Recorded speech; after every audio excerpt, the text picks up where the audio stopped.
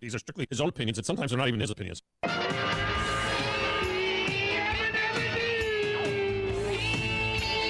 you get me a little Type-C? I'm funny how? I mean, funny like I'm a clown, I amuse you? You're tired.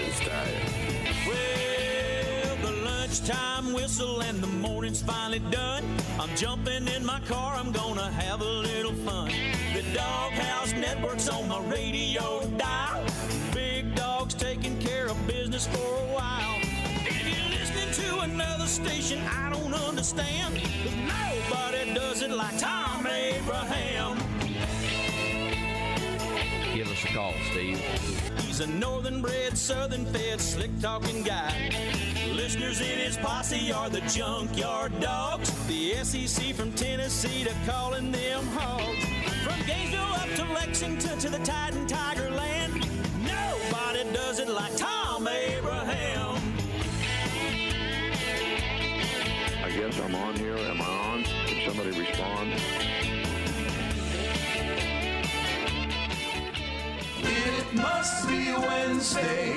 I called it hump day. Uh-oh. Guess what day it is? Guess what day it is? Hump day. Anybody? Mike. What day is it, Mike? Hump day. Listen, guess what today is? It's hump day. Hump day. And good afternoon, everyone, and welcome to Hump Day in the Doghouse. I am your host, Thom Abraham. So glad that you have joined us for this 2-hour experience in radio excellence. I am feeling pretty good about the show today. I got to be honest with you. Sometimes I go into a show and I don't feel good. The show ends up great. Sometimes I go into a show, I feel good. The show sucks. This show, I'm going into, I feel good, and I feel like it's going to be good. But that's just me. I'm always positive about that. So we're going to bring you a couple of my favorite guests today. A couple of my favorite guests on the radio show today. And it's time to look ahead to the NFL Super Wildcard Weekend with 6 huge games on tap. And I've also got some interesting numbers on the audiences for the college football playoffs. And I think it really speaks to a couple of things. But it is interesting to note the differences in how we consume college football versus the NFL. Of the 3 games that made up the tournament, the Rose Bowl was the most watched, with 27 million viewers on New Year's Day, which was a Monday. That was also the most watched college football playoff game since year one, 10 years ago. And that was on ABC back then. First year was on ABC. Since then, it's always been just ESPN. I don't know if that'll change in the future. The Sugar Bowl, which was also on New Year's Day, but didn't kick off until 9 o'clock Eastern time, 8 o'clock Central. 6 o'clock, though, on the West Coast, had 18 million viewers. So they lost 9 million viewers from the Rose Bowl to the Sugar Bowl. And this past Monday's national championship game had 25 million, which is the highest since the Clemson LSU game following the 2019 season, the year LSU was out of their mind with that 15-0 year. But there was 2 million less people that watched the Natty, that watched Michigan play Washington, than watched Michigan play Alabama. So brands matter. And maybe New Year's Day matters. Was it because it was New Year's Day? We all had to go to work on Tuesday. So really, by the time you got to the games in the late afternoon, so what? It was New Year's Day. It was just a Monday afternoon. So how much of it is the brand? More people watched Michigan play Alabama than watched Michigan play Washington for the national championship. And this has happened several times before, where the semis have a bigger audience than the Natty. But there are some interesting numbers, though. Outside of year one, with the curiosity factor and ABC doing the game, you know that the most watched national championship game in history was Alabama-Georgia in 2018, after the 2017 season. That's second in 26. They had 28.5 million people watch that game. Now, 2 years ago, when Alabama and Georgia met in the national championship game, only 22.5 million people. So 6 million less people watched it the second time than watched it the first time. Now, to put this all in perspective, the AFC and NFC championship games last year averaged about 50 million viewers. So about twice what college football gets in the championship game. About 50 million viewers. But the Super Bowl did 115 million. And it's been this way for years. That's the general rule. The Super Bowl doubles the conference title games. You get the conference title games, which are the semifinals. You get a huge audience, obviously, for that. And then the Super Bowl doubles it.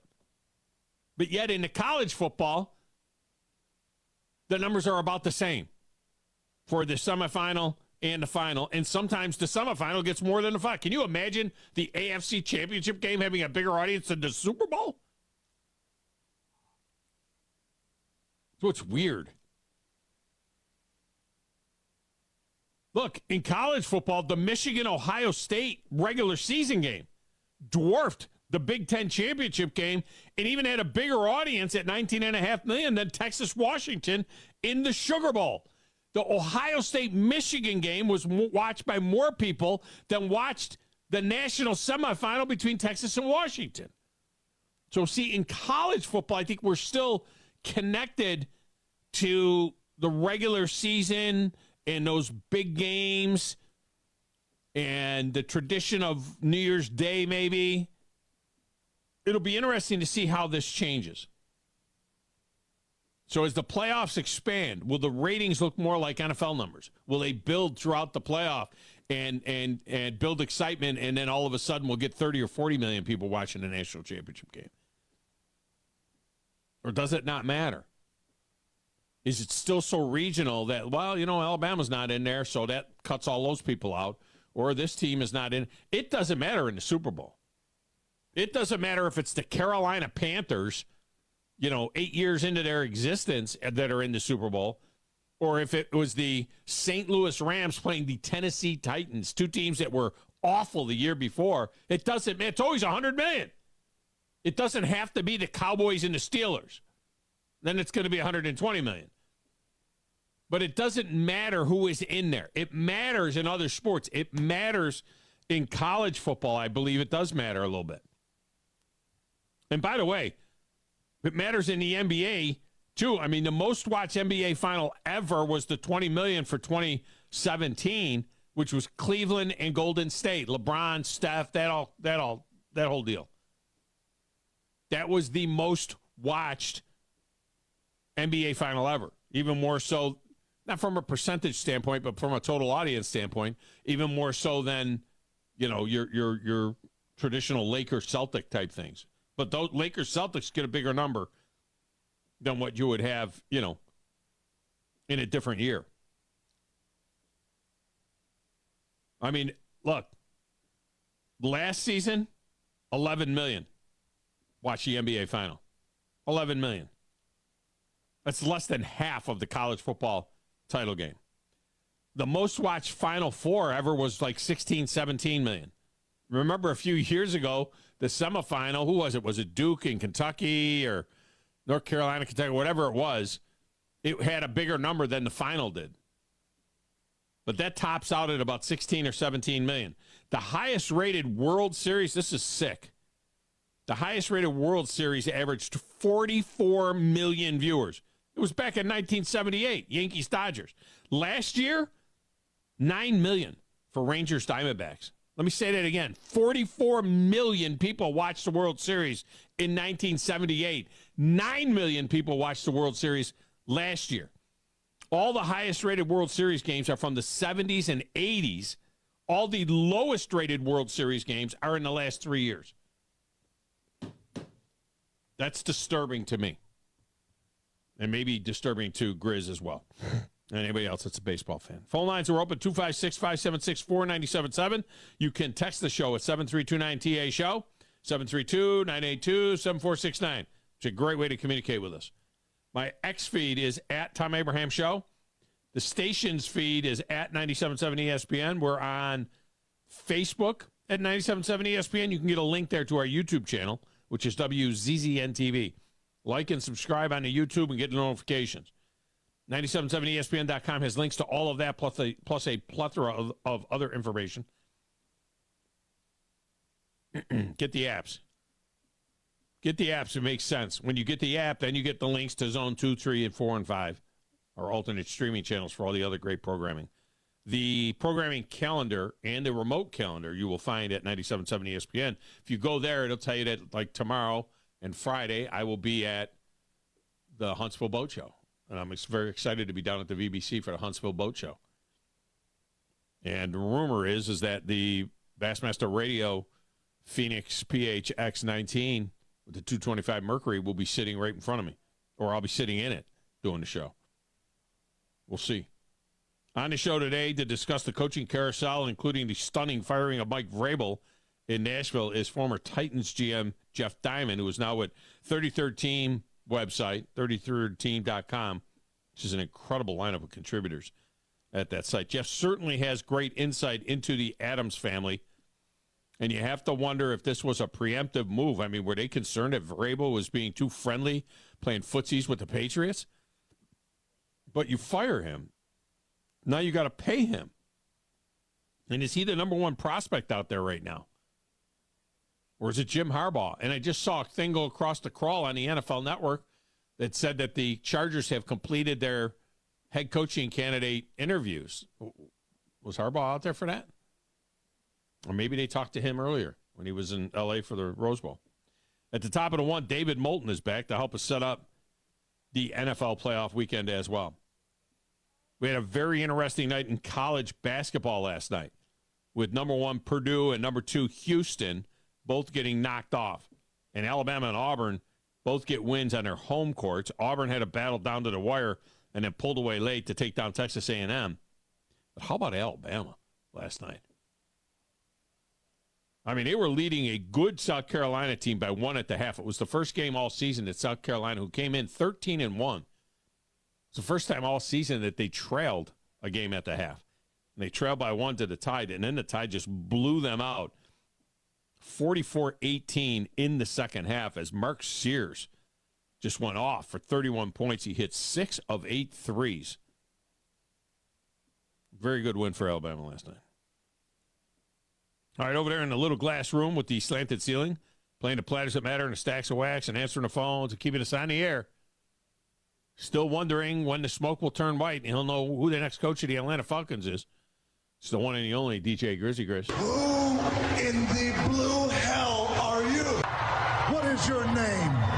Detective. It doesn't matter what your name is. I'm the producer of this show. If I didn't step up, you're nowhere. I put this thing together out of spit and polish. I think this is one of the traits of a really good producer. Keep the talent happy. I'm all jacked up on Mountain Dew. Now, Tom. Hey, Tom. Testosterone high today. Testosterone, whatever the it is. It really doesn't matter what you think. It really doesn't matter what you say. Any of you play sports?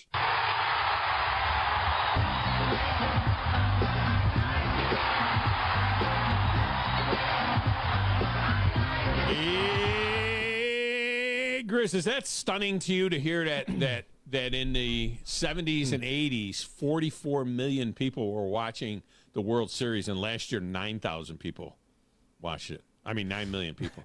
It felt like 9,000 people. I know I wasn't one. I got to be honest with you. I wasn't one of them. I didn't watch it. I don't think I watched a single game.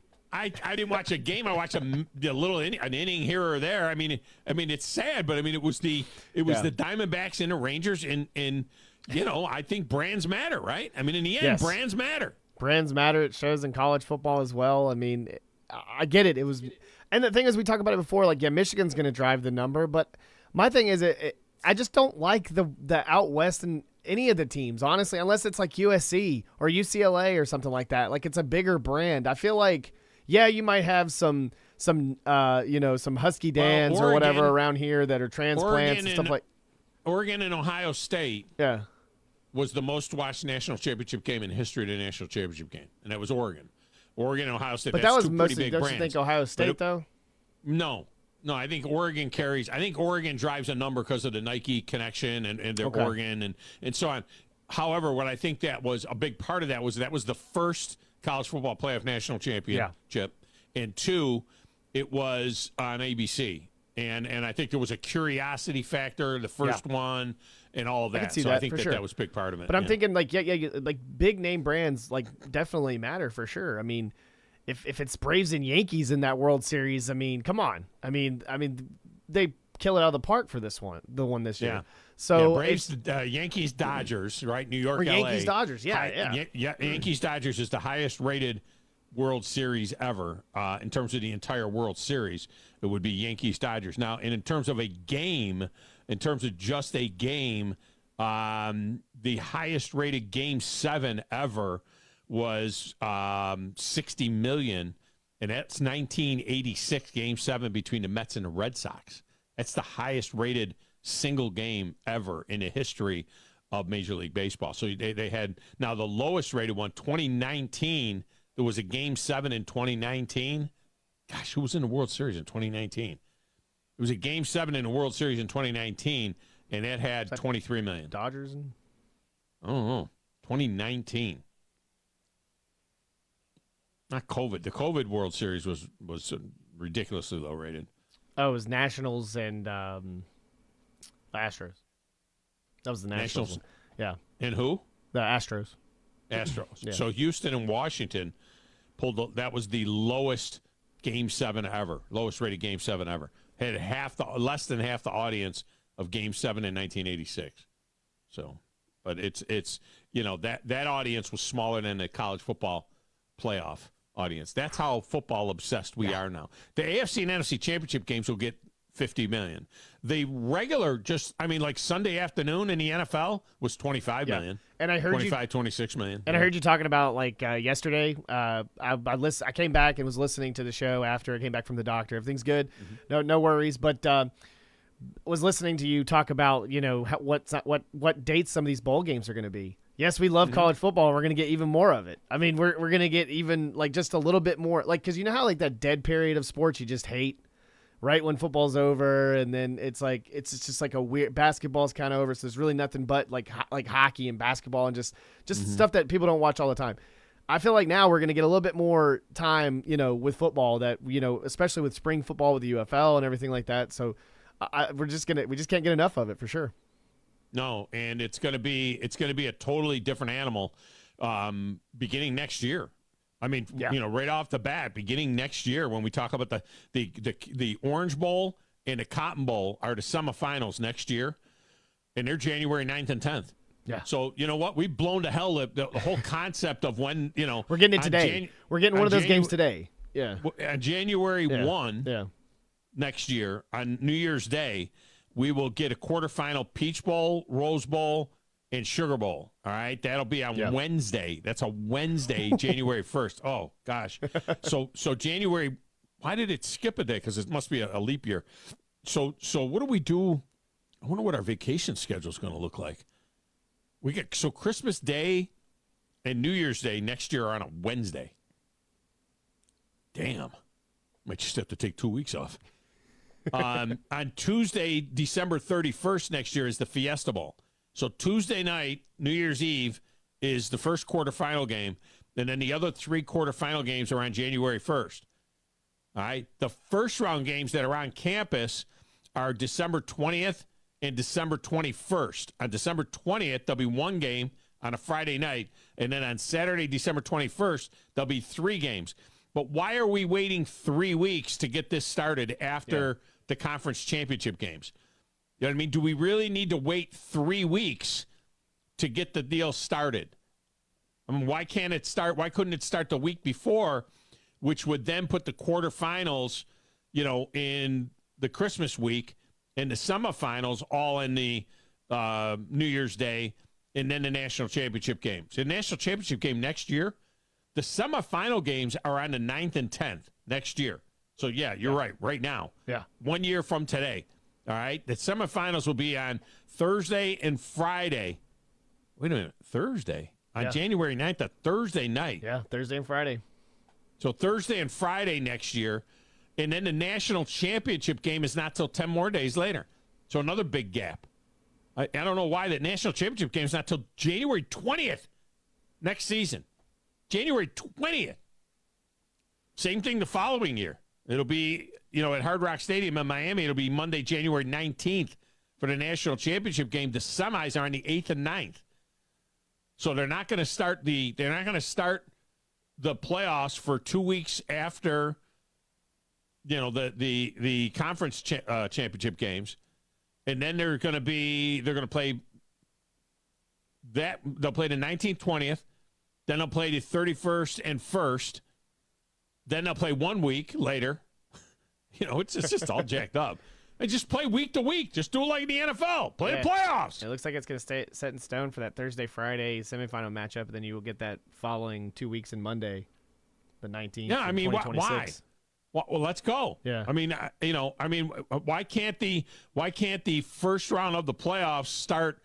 Give it one dead week after the conference championship games, and then let's go. I don't understand why we got to keep having all of these huge gaps between these college games. Doesn't make sense to me. All right, a lot of ground to cover. I'm feeling good about this show. Do I need to get Natty Danny in here? Let me get him in here before we start with the interview. Natty Danny, what's going on? Well, I made a big pot of Gwathney, dude, and I tell you what, house smells delicious. Yeah. So Wes is going to get his fix because he loves my Gwathney. Gwathney, for those of you that don't know, is like a big fat spring roll, if you will, but what's it got, cabbage in it or something? Got cabbage and sausage. Cabbage, but the ingredients inside the pigs in the blanket is ground pork, premium ground beef, rice, onions, and seasonings. Okay. So, but it's wrapped in a cabbage. You betcha. And then on top, I put a big layer of bacon on top of the whole thing and let it kind of soak in that flavor, brother. Yeah, I hear you. Okay. So anyway, so you peek by. I listen to you all the time. We all do. We love your show. Yeah. And I'm thinking, they started talking about ratings and whatnot. Yeah. And it doesn't surprise me that Michigan gets the ratings because they had a diagram of teams in the Final Four this year, and Michigan was one of the teams, along with Washington and Alabama and then Texas. Well, the southeastern region, yes, except for I think Florida went Michigan color because they go by the color of the school, and then Texas in that area, right? And then of course Washington, the West Coast, and then everything else in between. We're talking a lot more states than any of those three teams that played in the Final Four. Was Michigan, for exception of Ohio. Everything was one color blue, and then you got Ohio. They didn't take Michigan at all. I expect. Yeah, and the way they determine that, just so people know, the way they're determining that was based on the Twitter, commentaries and things like that, positive comments about each team and so on, and it was based on that. But yeah, man, Michigan's got a huge national following. There's no doubt about it. What gets me? Plus a curiosity factor. There's a curiosity factor when you win one national championship per century. You know what I mean? There's a curiosity factor, like, oh, look at this, Michigan. I knew you were going to go there. Okay. Facts are stubborn. That's okay, Tom. Not a problem. But so let's move on to the bigger picture, which is Rookie of the Year should be Sam Laporta, of course. It hasn't done records like that since back in the day with Philadelphia tight end. But let's talk about, we got a big game Sunday. Again, another Sunday, Monday night out. Next day I go to work. I'll be tired as all get up. But that's how they do it, But you're not on Monday. You got the Sunday game. You should be fine. No, I got to work Monday, brother. Oh, okay. Yeah. All right. Well, so does the rest of society. So, that's no big deal. You're going to watch the game, you watch the game. I'm retired now. I'm retired, so. Oh, I hear. Anyway, so why do you got to work? Yeah. You should be able to name the time. I got to stay busy, Tom. You know me, so. It is what your quarterback, your coach got that Sam Laporta hurt. I don't know how good he's going to be. They don't even know if he's going to play yet. And he'll be the NFC Rookie of the Year. The Rookie of the Year is C.J. Stroud. I mean, it's not even close. Laporta will be maybe the NFC Rookie. C.J. Stroud by far. C.J. Stroud. No way. There's not even close. Of our team. Well, that's fine, but the Rookie of the Year is C.J. Stroud in the NFL. C.J. Stroud, his numbers are spectacular this year. I mean, that isn't going to be close. Now, I think they do an AFC and NFC. Grizz, do they do an AFC and an NFC Rookie of the Year? Is that how they do it? I think they do it both. So in Laporta, will be the NFC Rookie of the Year, but C.J. Stroud will be the AFC Rookie of the Year. Well, I mean, in my closing, I wanted to say this. My friend in Texas, he lives in Virginia. Yeah. My Dallas Cowboy buddy. You know what? I'm glad that he's okay. Yeah. This is all about having fun and poking and entertainment value. You know that. You've done it for all those years, so you know what it's all about. Some people don't understand that on the radio, but I do. But I'm glad to hear that Philip is okay. There's nothing worse than being sick and not feeling well. That sucks. So for Philip, hey, I'm happy for him. And I'm looking forward to meeting him up and, putting a stake in him, because I'll be honest with you, we got screwed. That was a 2-point conversion. So, let's play. I want to play him again and then knock him out. Yeah. All right? No but doubt. I don't think they're going to get by Green Bay, to be honest with you. I'll see you later. Question is Dallas going to get, or is Detroit going to get by the Rams? Dallas has a better shot against Green Bay than Detroit has against the Rams, probably. Sorry, did you say that they had it for both sides? No, the AP. Is it just one rookie? It's just one because last year the Jets won both. Because I honestly thought that Tyler Algier should have won the Rookie of the Year because he had over 1,000 yards and. I mean, he was one of the best backs as a rookie. 60 yards a game. 1,000 yards is nothing anymore. I think he had 10. You think about 1,000 yards, But so there's only one Rookie of the Year. There's not an AFC and NFC Rookie of the Year. No, I think it's just offensive and defensive because the Jets won back to back with Sauce Gardner and Garrett Wilson. So they had both rookies. All right, so then it's going to be C.J. Stroud. Yeah, it's not going to be Laporta. No, I don't think so. I think you're right. I think C.J. Stroud. It's not even close. Defensive. Yeah. I don't know who the defensive Rookie of the Year, but it's not won't be close on the offensive side. All right, let's get a break in here. When we come back, Jeff Diamond will join us from the 33rd Team website. He is the former GM of the Titans, and we're talking some coaching carousel next here on 97.7 ESPN, The Zone.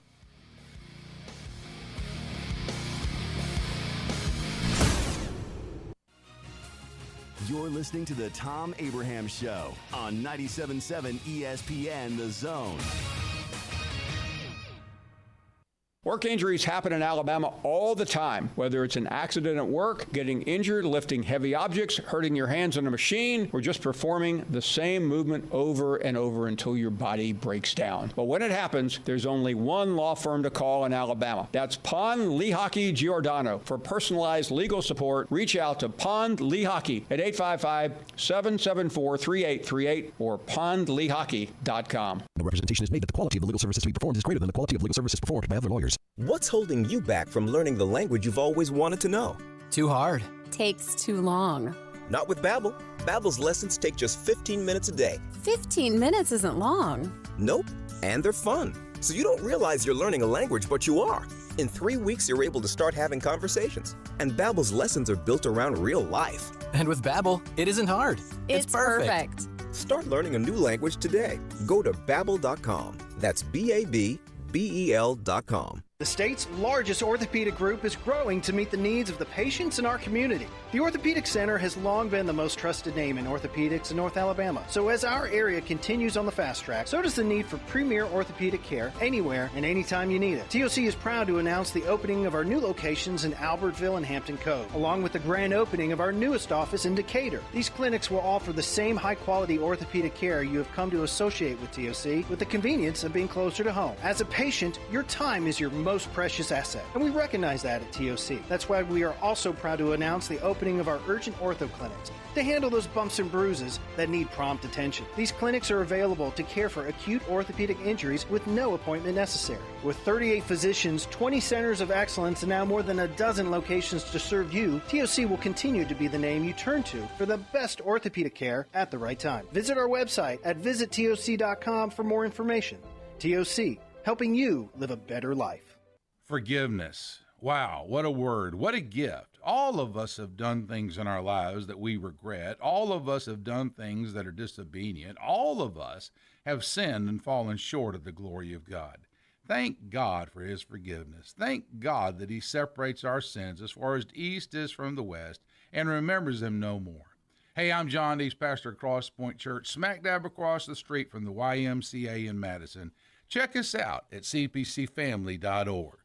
From the Fox 54 Weather Center, I'm Chief Meteorologist Jordan Dressman. Partly sunny sky this afternoon. Not going to be near as windy, but definitely going to be just a touch on the chilly end of the spectrum. Highs only climbing into the mid and upper 40s. We're dropping into the mid 30s as we head into the overnight, early into your Thursday morning. Thursday actually looks like it's going to be a fantastic day across the Tennessee Valley. We're talking about a mostly sunny sky. Temperatures climbing into the mid and upper 50s. We don't fall much as we head into the overnight, early into your Friday morning. During that time frame, another round of rain is going to build into the Tennessee Valley. We could get a few thunderstorms through Friday afternoon, though temperatures are going to climb into the mid and upper 50s. It is going to be incredibly cold Friday night, early Saturday morning. It looks like temperatures are going to drop into the mid and upper 20s. A mostly sunny sky for your Saturday afternoon. Temperatures only climbing into the upper 30s and lower 40s. I'm Chief Meteorologist Jordan Dressman on your home for ESPN Radio 97. This is Brent Musburger's VSiN Action Update on 97.7 ESPN The Zone. Unlike other credit cards that decline sports betting transactions or treat them as a cash advance, the GBank Visa Signature Card can load directly to your favorite sportsbook apps. G.bank/VSiN.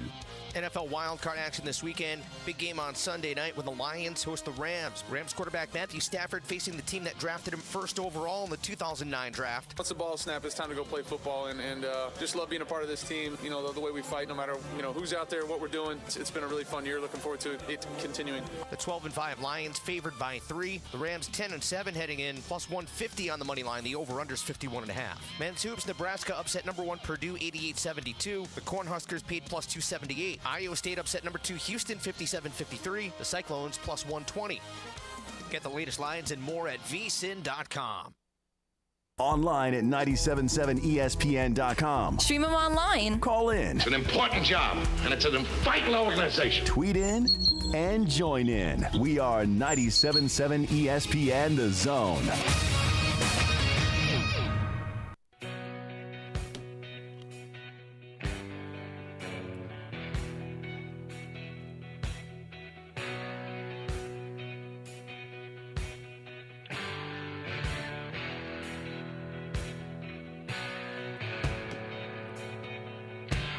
Welcome back, Thom Abraham Show.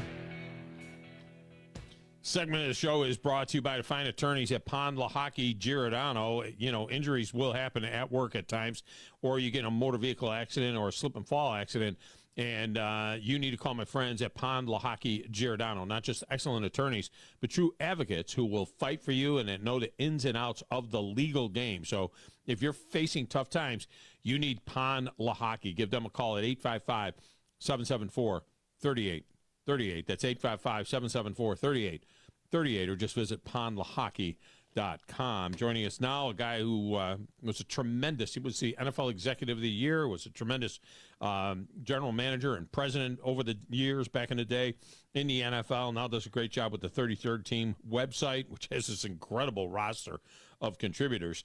And he is, of course, Jeff Diamond. He's on the Neighbors Wealth Management Hotline. Jeff, welcome back. How are you? Happy New Year. Hey, Happy New Year, Tom. Doing great. Hope you're doing well, too. We are doing well. Kind of stunning news coming out of Nashville. We knew the jobs that were going to be open, and every year it seems to be 1 or 2 jobs that pops open, that we didn't expect. Did not expect Mike Vrabel to be let go. I mean, there were a lot of thought about Mike Vrabel and whether or not he would be a candidate for New England, of course, if Bill Belichick left over there, but did not expect him to be cut loose. What was your first reaction when you got the news that Mike Vrabel had been let go? I would say mild surprise, not shock, because the rumblings were there, I think, over the last couple of years that he was not necessarily the happiest camper, especially after the A.J. Brown trade that kind of blew up on the Titans. And just a new GM comes in Carthon, and new GMs sometimes like to have their own coaches that they've hired. And so I think a lot of things were at work there. And then plus not a good record, obviously, the last couple of years when they go 7-10, lose their last 7 last season, and then they go 6-11 this year. even though they ended well with the win over Jacksonville. So I think it's a sign of kind of a major makeover that's going to happen with the Titans and with that, not only with the coaching staff, but I think with the football team too, with guys like Derrick Henry and Ryan Tannehill probably on the move. And so I think it's just the start of a lot of things happening there. So a rebuild happening in Nashville, which is not going to make Titan fans, I don't think, overly happy, depending how quickly they can get it turned around. Pull back the curtain a little bit for us on Amy Adams, because you worked for Bud Adams there. You knew the family well. Was she involved very much back in the day when Bud was running the team? Was she already, getting very involved in it? Because she seems to be extremely involved now. Everybody has good things to say about Amy Strunk Adams, but, again, making a decision like this is kind of a big thing, and it seems like it was mostly her decision. But was she involved back then, back when Bud was alive? No, not when I was there, back in the early 2000s, and no, at that point she was not. I mean, she would come to games occasionally and to the Super Bowl and some of the big playoff games, and I like Amy a lot. She was very nice and got to know her very well. But she was not involved in the operations at all, as far as I ever saw. Now, maybe she was talking to Bud behind the scenes, but in those years it was really more Tommy Smith and Susie right. that were more involved with the team. And so, yeah, I think that all happened really after I left, when Amy got more involved after Bud's passing. Ownership is so important. I mean, you used to tell me back in the day when you were still looking at, various, and you'd be a candidate for various GM jobs and whatnot, you would think about the owner, and whether or not you want to work for that owner. Can you speak to whether or not Titan fans, should they feel comfortable with Amy Adams as their owner and making these kind of decisions? Do you think that would you endorse her? Yeah, I think that Amy is a good person. I think she's smart. I think that yeah, she has, I think, an understanding of the NFL from being around it for her whole life with her dad and so forth. So I think the key thing is obviously that she's got to have the right kind of support staff to be advising her and helping her make these decisions. And so whether that's Carthon, the GM, whether it's other people in the organization that are actively involved, I think it's got to be a team effort, and I think the best owners in the NFL, and I'm thinking about people like the Rooneys and so forth, the Maras and those kind of long-term owners, the Krafts, those people know how to delegate authority and listen to their people and talk to their people, and so yeah, I don't sense that Amy is operating in a vacuum where she's going to not listen to anybody or whatever. I think she does listen, and I think she will listen. And I think that now the test will be what are they going to do from here, who are they going to hire, and how's that going to work out. And so the proof will be in the next few years to see how that next coach performs and who they're able to hire and get down to the Titans and to Nashville, which is still a great market and I think an exciting market for a coach to look at. I think the team is maybe not the most attractive job open, perhaps, right. But then again, is Washington, is Carolina? I mean, there are a whole bunch of teams that. Right, there's a reason why those jobs. There's a reason why those jobs are open. Exactly right, and so I think that from that standpoint, maybe the Titans aren't as far away as some other teams, and in a division where there are obviously some good teams now, it's taken a big leap forward in the last year since Houston's come on, and the Jaguars had a bad end of the season, but you got to expect that they're going to get things back on track. And Indianapolis has a young quarterback if they can develop Anthony Richardson, and they played pretty good football this year. So the AFC South is definitely on the rise, and which presents a big challenge for the next coach. And as I said earlier, some of these decisions that have to be made with Derrick Henry, Tannehill is pretty much a slam dunk that he's a free agent. They're going to let him go. But what are you going to do with Derrick Henry? You're going to let him go after he ranked second in the league in rushing, had a great final game. But I really expect them to move on probably to Spears at this point and maybe draft another running back. I think that what the Titans need to do is focus on improving that offensive line because Levis was sacked a whole bunch of times, and then keep it building the depth on defense. But yeah, I think it's going to be really interesting to see what happens with the Titans. And as for Mike Vrabel, he's going to land just fine. Yeah, and it wouldn't surprise anybody if he ends up in New England or certainly with another premier job because I think he's a quality coach. I do. The roster was just not at the level it needed to be the last couple of years for him. Yeah, and he wasn't involved in the hiring of Rand Carthen. Is that typical? I mean, would the head coach generally, in a scenario where there's a head coach and a general manager, would the head coach at least be involved at all in now, Carthen says that they were on the same page and that Vrabes is a great friend and all of that kind of stuff. There was a lot of talk that maybe they didn't see quite eye to eye, and we know what happened at the end there with John Robinson. But, typically would your head coach be involved in that selection process at least, in determining who the general manager is going to be if there was a disconnect between those two guys? Well, I think he would certainly ask for input from a head coach who had been there at that point, 5 years, and had been a coach of the year as recently as a couple of years ago. So yeah, I would think you would certainly get his input. He may not sit in on all the interviews necessarily, and you certainly would probably have a division of labor in terms of having the new GM be responsible for the roster because that's player acquisition because that's what GM would want to come into a situation where he's not in that control, at least a quality GM. So, but yeah, I think it's a little unusual that if he was not consulted at all. Yeah, it's a good point. Jeff Diamond with us here. All right, in Chicago, we find out basically that Matt Eberflus looks like he is going to stay. They can their offensive coordinator there. They have the first pick overall in the draft.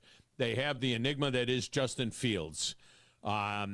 Young Ryan Poles, a young man I've known since he was 5 years old, is the general manager there. Good evaluator of talent, but is in a tough situation there. They bring in Warren, as team president. So now you don't know really who is running the show when it comes to personnel. How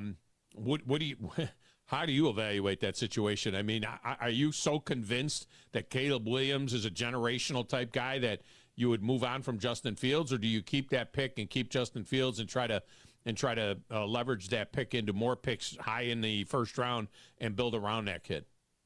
Yeah, I think it's really a tough call for Ryan Poles, and as for Kevin Warren, I know Kevin very well from his years with the Vikings and even going back to the Rams, and I think he's going to delegate the authority to Ryan Poles to make that call with obviously input from Eberflus on what he thinks about Fields' performance and what he thinks of the college quarterbacks. And Kevin will weigh in, but it's not going to be Kevin's not going to make the final decision. He's busy with new stadiums and trying to oversee the entire organization, obviously, and is a good man. I don't know Ryan, but I certainly agree with you. It's a big decision. It's really going to be probably the determining factor on his future and Eberflus's future. And so my position on it would be, if you're convinced, and I've watched Caleb Williams, I need to study him a little bit more, and Drake May and Jaden Daniels, those top three guys.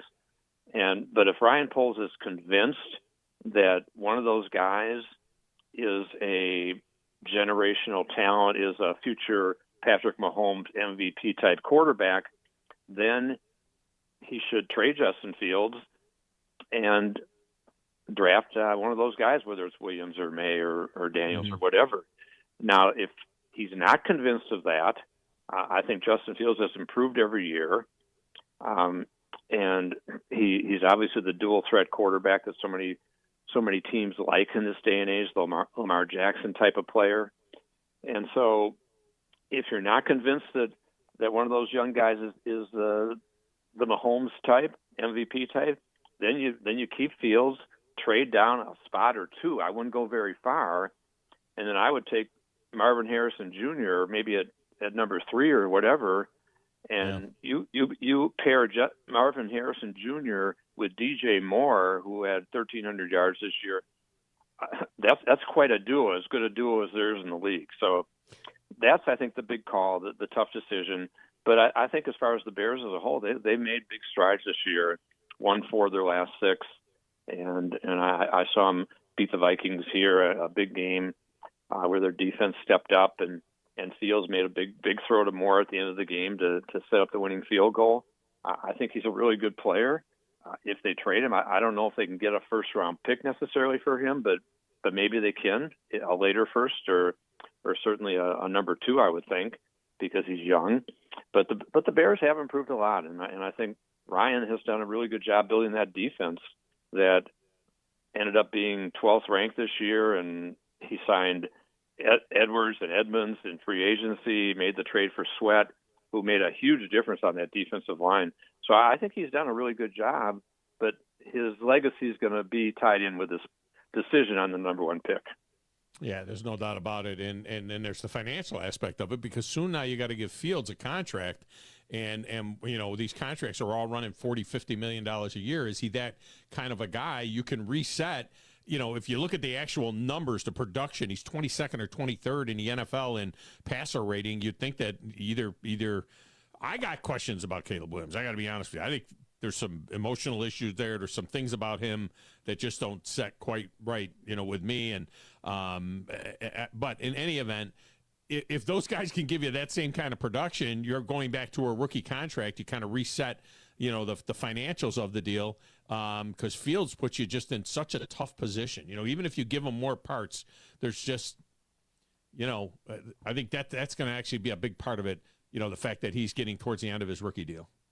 Yeah, exactly. But he's still very affordable this year, and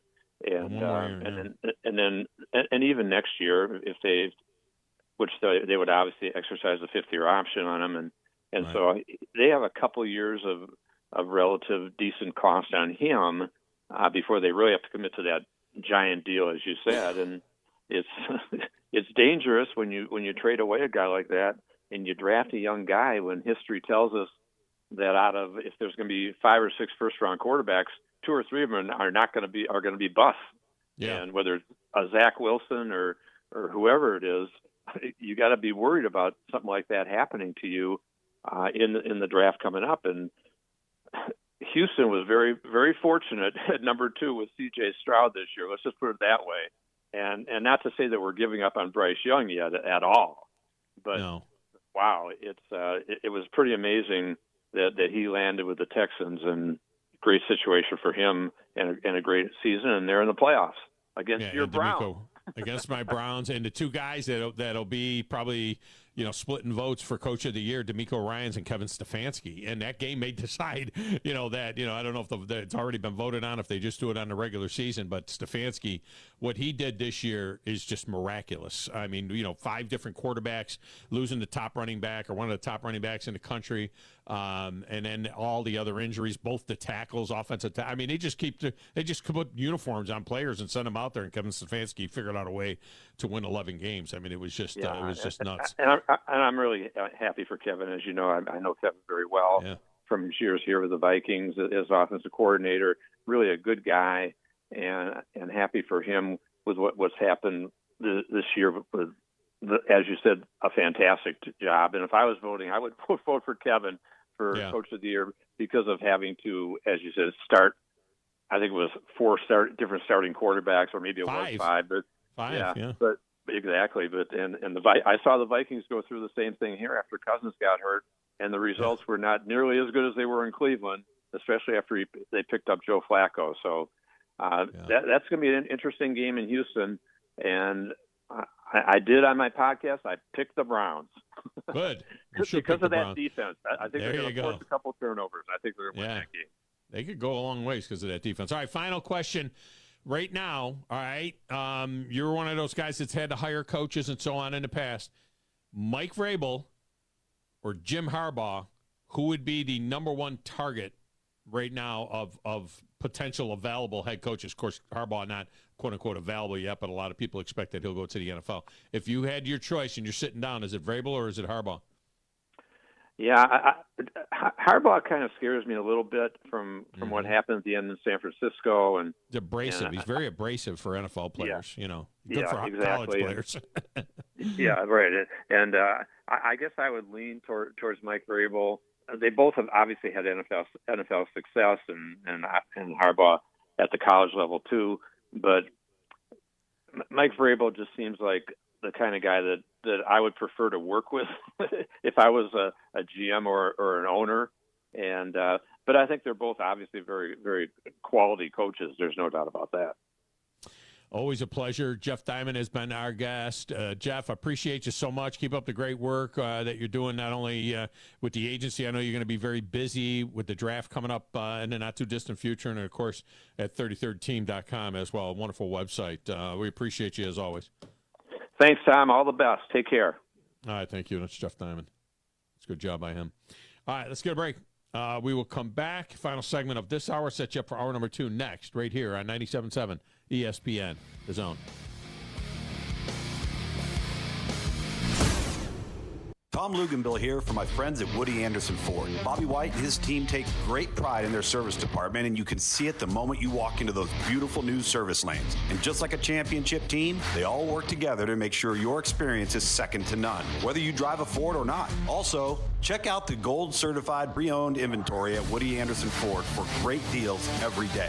Stop by and see them at Jordan and Sparkman or at Woody Anderson of Madison on Hughes Road, or visit WoodyAndersonFord.com. Orthopedics. You're thinking bones, muscles, and joints, right? Well, what else comes to mind? Maybe your spine, therapy, or an arm cast? What about sports medicine? What do you think about when you hear that? Are you thinking about the largest orthopedic group in the state, caring for the most student athletes in North Alabama? Or about the fact that they are teamed up with the state's largest hospital-based sports medicine program to provide care to more schools in North Alabama than any other group? If you are, you have TOC Sports and Huntsville Hospital Sports Center on the brain. If you're not, you should, because Huntsville Hospital Sports Center and TOC Sports have partnered for more than 2 decades to establish a state-of-the-art team of certified athletic trainers and orthopedic specialists who successfully continue to meet and exceed the sports medicine needs of schools, athletes, coaches, and parents in our community. Committing to kids, committing to community, committing to care. That's Huntsville Hospital Sports Center and TOC Sports. Hi, this is Wes Neighbors. I'm here with Sam Fleming with Fleming Roofing and Restoration. Sam, tell the folks about Fleming Roofing and Restoration. Hey Wes, our company Fleming Roofing and Restoration specializes in commercial and residential roofing and repairs. I'm a 5th generation Huntsvillian, and our family's been doing construction business in Huntsville area since 1965. Sam, what kind of roofs does Fleming Roofing and Restoration do? Our guys are skilled enough. We can come out and address any kind of leaks or issues you might have on your commercial, on your metal roofing, on your shingles. We can do anything, and we can offer you a solution to repair it, or we can replace it. Well, you guys also do insurance restoration. Our staff has 10-plus years of experience as insurance adjusters, and we really do know the inside and out of the claims process at Fleming Roofing and Restoration. Check out Fleming Roofing and Restoration online at FlemingHSV.com, or you can call or text them at 256-651-9440. Hey, Wes, we show up. No representation is made that the quality of legal services to be performed is greater than the quality of legal services performed by other lawyers. A wise man once said, if you take care of old folks and children, everything in the middle will take care of itself. Hi, I'm Danny Aldridge, lawyer in Alabama and Tennessee. In the next 20 years, the number of those folks over 65 years of age will more than double. In our golden years, the most important goal is to be treated with dignity and have control over doing what makes you grateful with those you love. At the Aldridge Law Firm and the Legal Town Center, we're dedicated to help you with these goals, and we'll be there when life throws you those inevitable curveballs. Let us assist you with your legal needs, whatever they may be or become. You may reach us by phone at 256-534-3188 or online with Dan at danaldridgelaw.com. Just remember, we're here to help. Whether it's personal injury, wrongful death, fraud and cheat, or estate planning made complete, we're here to help. Hey there, Bob Baumhauer here to enjoy another great football season with y'all. And guess what? The salmon are running, so make sure you try our delicious lemon garlic salmon. And for you land lovers, try our sizzling char grill flat iron Callaway steak, complemented with our special shrimp etouffee. And you'll definitely want to tackle our Alabama hot chicken, smothered in our zesty and tangy, immune-boosting special Alabama hot sauce. Baumhauer's legendary fun and legendary food. From the Fox 54 Weather Center, I'm Chief Meteorologist Jordan Dressman. A partly sunny sky this afternoon. Not going to be near as windy, but definitely going to be just a touch on the chilly end of the spectrum. Highs only climbing into the mid and upper 40s. We're dropping into the mid 30s as we head into the overnight, early into your Thursday morning. Thursday actually looks like it's going to be a fantastic day across the Tennessee Valley. We're talking about a mostly sunny sky. Temperatures climbing into the mid and upper 50s. We don't fall much as we head into the overnight, early into your Friday morning. During that time frame, another round of rain is going to build into the Tennessee Valley. We could get a few thunderstorms through Friday afternoon, though temperatures are going to climb into the mid and upper 50s. It is going to be incredibly cold Friday night, early Saturday morning. It looks like temperatures are going to drop into the mid and upper 20s. A mostly sunny sky for your Saturday afternoon. Temperatures only climbing into the upper 30s and lower 40s. I'm Chief Meteorologist Jordan Dressman on your home for ESPN Radio 97. The best in local sports talk from the 256. We are local. When you're number one, you don't have to worry. We are award-winning. Thank you for listening. 97.7 ESPN The Zone. You'll be set for life.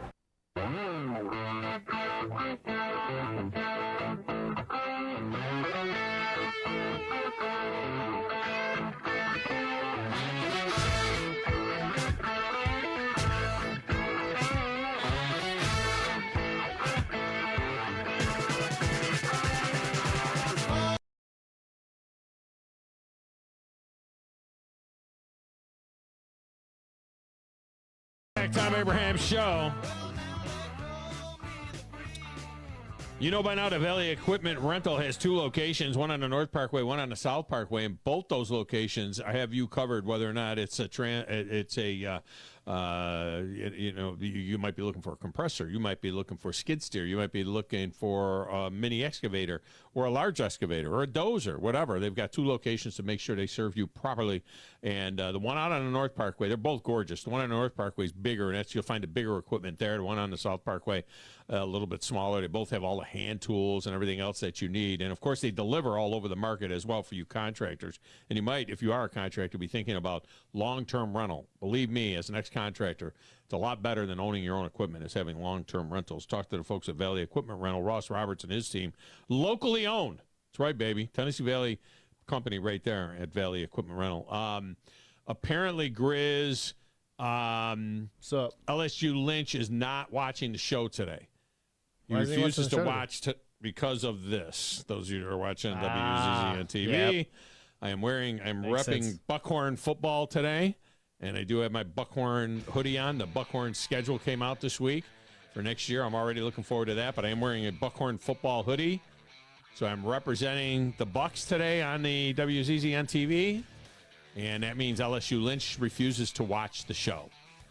Great. Now I'm losing listeners. But maybe I'm gaining other Buckhorn people because I have the Buckhorn. Maybe not. I don't know. All right, coming up at the top of the hour, David Moulton is back. Set up the NFL playoff weekend with David Moulton. We'll do that next. It's the Thom Abraham Show right here on 97.7 ESPN, The Zone.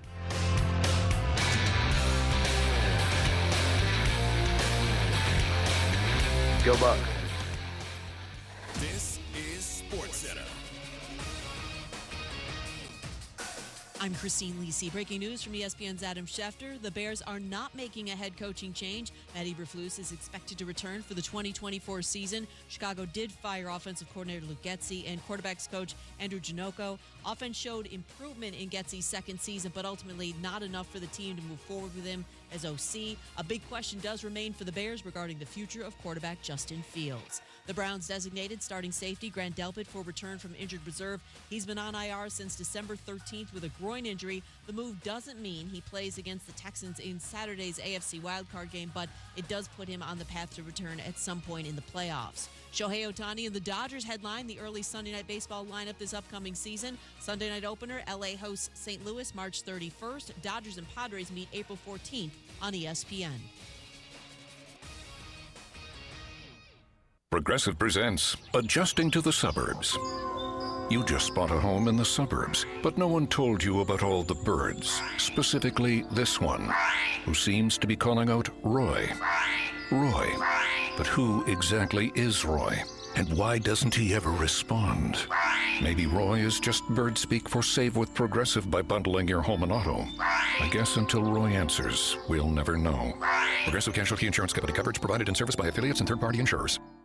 These days, saving time is important, and saving money is even more so. That's where Eagle Masonry and Insulation comes in. Over the years, Eagle has expanded their services to meet the needs of folks like you in our area. If you need masonry, brick, stone, or block work, Eagle should be your first call. They can even help if your property needs grading, erosion control, and Eagle can handle dirt haul-off. Call Eagle Masonry and Insulation today at 256-755-1556. Eagle saves you time, and Eagle saves you money.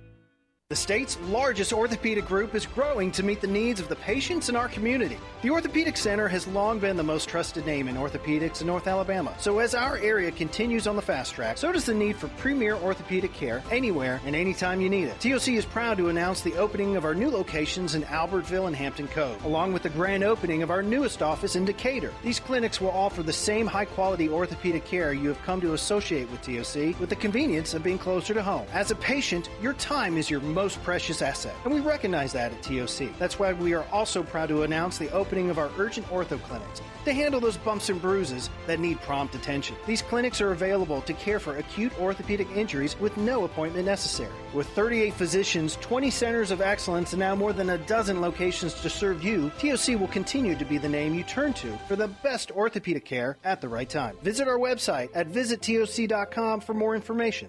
TOC, helping you live a better life. Chapman Commercial Realty, your source for Alabama commercial real estate. Chapman Commercial Realty has the experience and expertise you're looking for when making commercial real estate decisions. If it's office space, retail space, investment property, or project development, Chapman Commercial Realty is your answer. Call Bill Chapman today at 256-656-8413. That's 256-656-8413. Or find them online at chapmancommercialrealty.com. Since 1986, Full Moon Barbecue has been cooking quality meats low and slow over a hickory wood-fired pit. From ribs and wings, brisket, turkey, catfish, and sausage to the best butts in town. If you're planning a holiday or a birthday party, Full Moon has a large banquet room. And Full Moon is ready for your next catering or tailgate. Just call us and we'll take care of everything. 256-713-0070. Full Moon Barbecue on the Parkway next to Costco. The best little pork house in Alabama. Thom Luganbill here for my friends at Woody Anderson Ford. Bobby White and his team take great pride in their service department, and you can see it the moment you walk into those beautiful new service lanes. And just like a championship team, they all work together to make sure your experience is second to none, whether you drive a Ford or not. Also, check out the gold-certified pre-owned inventory at Woody Anderson Ford for great deals every day. Stop by and see them at Jordan and Sparkman or at Woody Anderson of Madison on Hughes Road, or visit WoodyAndersonFord.com. From heirloom diamonds to contemporary jewels, Loring & Company is the place to find something truly special. Whether shopping for a diamond ring for that once-in-a-lifetime occasion or marking a milestone birthday or personal achievement with a Rolex watch, you'll find just the thing in our edit of the world's most sought-after brands, including David Yurman, Roberto Coin, Marco Bicego, and Fopé. Expect a treasure trove of the world's most unique, even breathtaking earrings, rings, necklaces, and bracelets, making choosing just one piece a challenge in itself. Loring & Company Jewelers on Airport Road. I wanna thank you. Thank you for making us your #1 choice for sports talk in North Alabama. Thank you. Thanks. Thank you very much. 97.7 ESPN, The Zone. The opinions of Thom Abraham are not necessarily the opinions of the radio station or anybody associated with the radio station or ownership. These are strictly his own opinions, and sometimes they're not even his opinions. You need to be more like a dog. Like what you guys are doing. You've got your fingertip on the pulse of your listeners. You guys know what they're talking about. Be a dog. God bless the show. You are the Messiah. We need more dogs. This is the best show on radio. The big dog, Thom Abraham, is here with you. Hey, I see you. I see you, dog. So settle in and get your bark on. That's my dog. Now live. Here he is, the big dog. Let's go, baby! Thom Abraham. How you doing? How you doing? How you doing? How you doing? How you doing? How you doing? How you doing? Look, I don't speak Spanish. I don't know how to say this, so I'm going to choose my words very carefully. I think you're a psycho. Do you know who I am? I'm that guy sounds like El McPherson farting into Miles Davis' trumpet. I guess I'm on here. Am I on? Can somebody respond? Get off my I have to drag my Yankee ass out of here.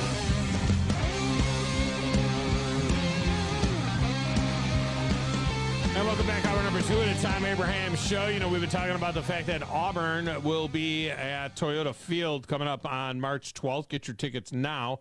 They will play Troy there at the Trash Panda Stadium at Toyota Field. Well, today it was announced that Alabama is also coming back to Toyota Field, and they will be there on March 26th to take on Belmont out of the Nashville area. So you want to grab your tickets for that one as well. So, yeah, there you go. So you're going to get Auburn and Alabama 2 weeks apart at Toyota Field. Not playing each other, unfortunately. But Hold That Tiger. I continue to push for Alabama and Tennessee, a little battle border war game, a midweek non-conference game. Would be nice. You know what I mean? Yeah. Just like, you know, Alabama and Auburn played down in Montgomery in a Capital Classic thing. All right, which I don't even know if they're doing it anymore. But, you know, why not Alabama and Tennessee midweek? You know, Tennessee, one of the best programs in college baseball, Alabama on the rise, and a little border battle there. You know, I think that would be a great thing. But anyway, you'll get to see Alabama and Auburn at Toyota Field about 2 weeks apart. So just get your tickets for that. Go to the Trash Pandas website and get yourself hooked up with tickets for that.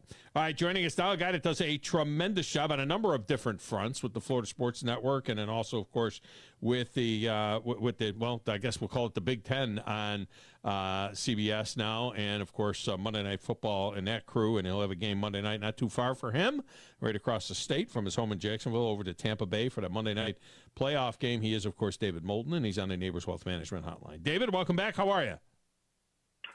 Tom, I'm good. You know, I was sitting here listening to you. Yeah. If you guys buy the game, you know, like the city of Jacksonville does with Florida and Georgia.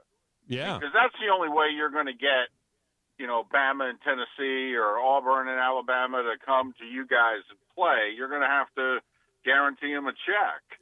So, you know, I don't know what their stadium capacities are and what they normally make for a game like that. I know Tennessee's invested a ton into Lindsey Nelson Stadium in recent years, but, you know, I mean, don't know what capacity is, but I think it's pretty good there at the stadium. I mean, maybe you guys could buy it. Yeah, you know, I'm sure they're both getting paid, Auburn and Alabama, to come in there and play. It's about 7,500, the seating capacity at Toyota Field, but which is smaller than Lindsey. I think that's smaller than Lindsey Nelson. I don't know. You know, Vanderbilt, right? Great baseball program at Vanderbilt, and they've won a national championship. You know, they go to Omaha all the time. You know, the stadium only holds 3,500 people. I mean, it's tiny. It's tiny, but 7,500 there at in Madison, and yeah, it would just be. I mean, it would be a non-conference midweek game. It would easily sell out, you know, and it's anything that's Tennessee and Alabama could play tiddlywinks on the border, and people will go see it. Well, and the other thing is, you know, with the SEC expanding next year, you know, everybody's not going to be able to play everybody. Now, my guess is they'll find a way for Alabama, Auburn, and Tennessee to all play each other, but I don't know. I think there might be a way to get creative, but it'll take a check. Yeah. Well, that's interesting. You know, we have a great partnership with the Trash Pandas, so maybe something could be done along those lines. There's no doubt about it. All right, before we I want to talk about these games this weekend because I think they're fascinating. Every single game has an incredible storyline to it. There's some underlying storyline to it. But I do want to get your thoughts on the national championship game, and I opened the show today talking about the ratings and the fact that there were 25 million people that watched it, which was a fantastic number, the most in several years. However, more people watch the Rose Bowl than watch the national championship game. And so brands do matter in this stuff. More people wanted to watch Michigan play Alabama than watch Michigan play Washington, apparently. Plus, it was the Rose Bowl. Plus, it's New Year's Day. But you wonder about going forward. I mean, that never happens in the NFL. You get like 50 million people that watch the conference championship games and 100 million people that watch the Super Bowl. But we're still in our old habits in college football, aren't we? Where we'll rather watch a good Rose Bowl than we might even watch in a national championship game. Well, but I do think some perspective here. think about it. 2 years ago, it was Alabama, Georgia. So that was an all-Southeast thing. Last year was Georgia, TCU, and it got ugly real early. 2020, Alabama blew out, who was it? Was it Ohio State? But, that was a blowout in the first half. LSU was a blowout over Clemson early in 2019. Plus the 5 o'clock holiday time slot is the best time slot. You talk ratings all the time. Yeah. Big noon on Fox and 3:30 on CBS, they do much better than primetime games. People want their sports done earlier. Yeah, I would agree with that. And I even said that during the Rose Bowl. I was like, why can't we have a national championship game that starts at, 4 o'clock, 5 o'clock in the afternoon and it's over? You know what I mean? That would be fantastic. Listen, I was impressed. I thought when they were telling us 7:30 Eastern that they were just trying to get us to watch a heavily sponsored pregame show, and it was going to kick off at like 10 after 8. I turned the game on at 8 o'clock. It was already 7-0 Michigan. I went, oh, snap. Yeah, they didn't mess around. That was, here in the Central Time Zone, it was interesting because we have Hey Coach on Monday. Right.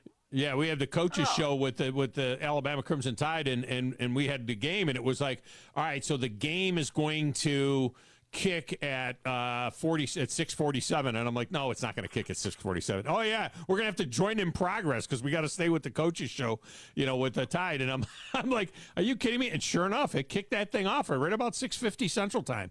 That was a beautiful thing. There was no doubt about it. I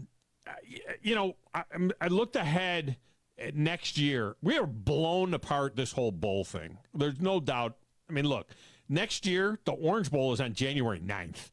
Okay, the Cotton Bowl is on January 10th. The following year, the Fiesta and the Chick-fil-A are the January 8th and 9th. Then we're going to wait another week and a half, 2 weeks to get to the national championship game, which isn't until the 19th.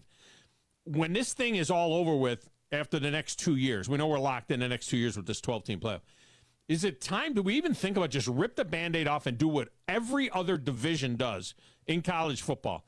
Go to 24, go to 8 byes in the first round, give me 8 bowl games in the first round, 8 bowl games in the second round, then 4, then 2, 22 meaningful bowl games. Next year, you could play in the Rose Bowl and the Orange Bowl.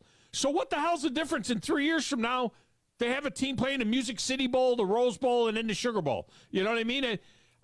I think we need to get there, or we're going to destroy this entire bowl system and just tear it down. What do you think? Well, it's already going to be destroyed. It's just a matter of, is it going to be torn down? I have to admit, this bothers you more than I think it bothers most people. And you do have to remember, Tom, this is not about sports. This is about television. All this is a television event that on a few times we keep score, and it's important.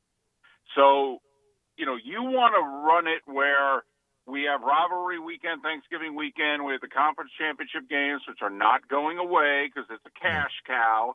Then you want to get right into a playoff. Well, mid-December is not the best television time. They want to get past Christmas, ideally even to New Year's. So all these dates which are bothersome to you, next year New Year's Day is on a Wednesday. January 9th is a Thursday, the 9th and the 10th, which will be the semis. Then I don't think they're playing the final, Tom, until, let's see, do some 20th. Quick math here. It's the 20th. Right, which is a Monday, right? Right. Yeah, Monday the 20th. Yeah, I don't know why we have to wait. Week. Yeah. Well, we have to wait because they don't want to do it midweek, okay? And they want to get after and plus, who's televising the final? ABC, ESPN. What do they have Mondays in the fall and winter? They have football, so they want to keep with the theme. So, once again, it's a television show. They're not thinking about sport. They're thinking about the first round next year is December 20th and 21st. So all I'm saying in my scenario, okay, we're already before Christmas anyway. I don't know why we're waiting from the December 3rd is your conference championship games. Now we're going to wait a couple of weeks to get all the way to December 20th before we have the first round. Okay, fine. And then they're going to wait another 2 weeks before we have the quarterfinals on January 1st. But let me just say, if it's going to start December 20th and 21st anyway, why can't that be the Music City Bowl and the Gator Bowl? And why can't those first-round games just all be early bowl games? And because we watch them anyway. Tom, because home games. The teams want home games. It's about money. They don't want the Music City Bowl making the money. They want to make the money. My question is, why are they waiting until the weekend of the 20th? Right. The NFL is going to have games all day that Saturday. Why are you competing with the NFL? The weekend before, and listen, I love the Army-Navy game. I cry every year before kickoff of the Army-Navy game. I've been lucky enough to do 14 of them in a row. It's my favorite game of the year. But it's great for Army-Navy that they're surrendering that weekend to Army-Navy, and that's the only game that day. But if I was doing this, I would have a Friday night game, and I would have 3 games on Saturday, and I'd move Army-Navy to noon, and then I'd schedule around it. I don't know why that weekend the NFL does not have games on Saturday. The college football should be taking advantage of that weekend. They're giving it to Army-Navy, which is awesome for Army-Navy. I don't think it's awesome for the sport. Yeah, David Moulton with us here. All right, so 6 games this weekend for the playoffs. Let's talk about these games. And, of course, the Monday Night Crew, you guys will have what you hoped for. You get Philadelphia at Tampa Bay on Monday night. It's a short drive for you, which is wonderful. So you get to go over there and do that game. And Philadelphia right now sitting at about a 3-point favorite, even though they stumbled their way home with losses in 5 of their last 6 games. But you know what? The Bucks did not look like world beaters their last 2 games either. I mean, goodness gracious, 9-0 over Carolina. You got to be kidding me. What do you think about Philadelphia? Can they right the ship long enough to get through Tampa Bay on Monday night? Well, you tell me, a team that clearly is fighting with itself and fighting with its coaches. Do the playoffs eliminate all that? Or at the first sign of adversity during the game, do they go back to fighting amongst themselves and yelling at their coaches? And I'm betting on the latter. Yeah. I think Nick Sirianni's getting fired. I do. Really? I think it's over. Yes, I think he's lost the team, and it's over. And they're not just complaining about him. They're complaining about the coordinators. They're complaining about scheme. I mean, what? You're going to get rid of 30 guys or the head coach when you can hire Mike Vrabel, possibly even Bill Belichick? I mean, I think Sirianni's done. I really do. You're right. The Bucs are not a good team. They're above average. And Baker Mayfield's injured. He's not hurting. He's injured. If Baker was healthy, I'd really like the Bucs in this game. But I am going to pick Tampa Bay for this reason. The Eagles secondary is horrible. Horrible this year. Slay and Bradbury, who were so good last year, are not good this year. Well, they got to cover Mike Evans and Chris Godwin. That's a problem, Tom. They can't cover them. So I actually think Tampa's going to win.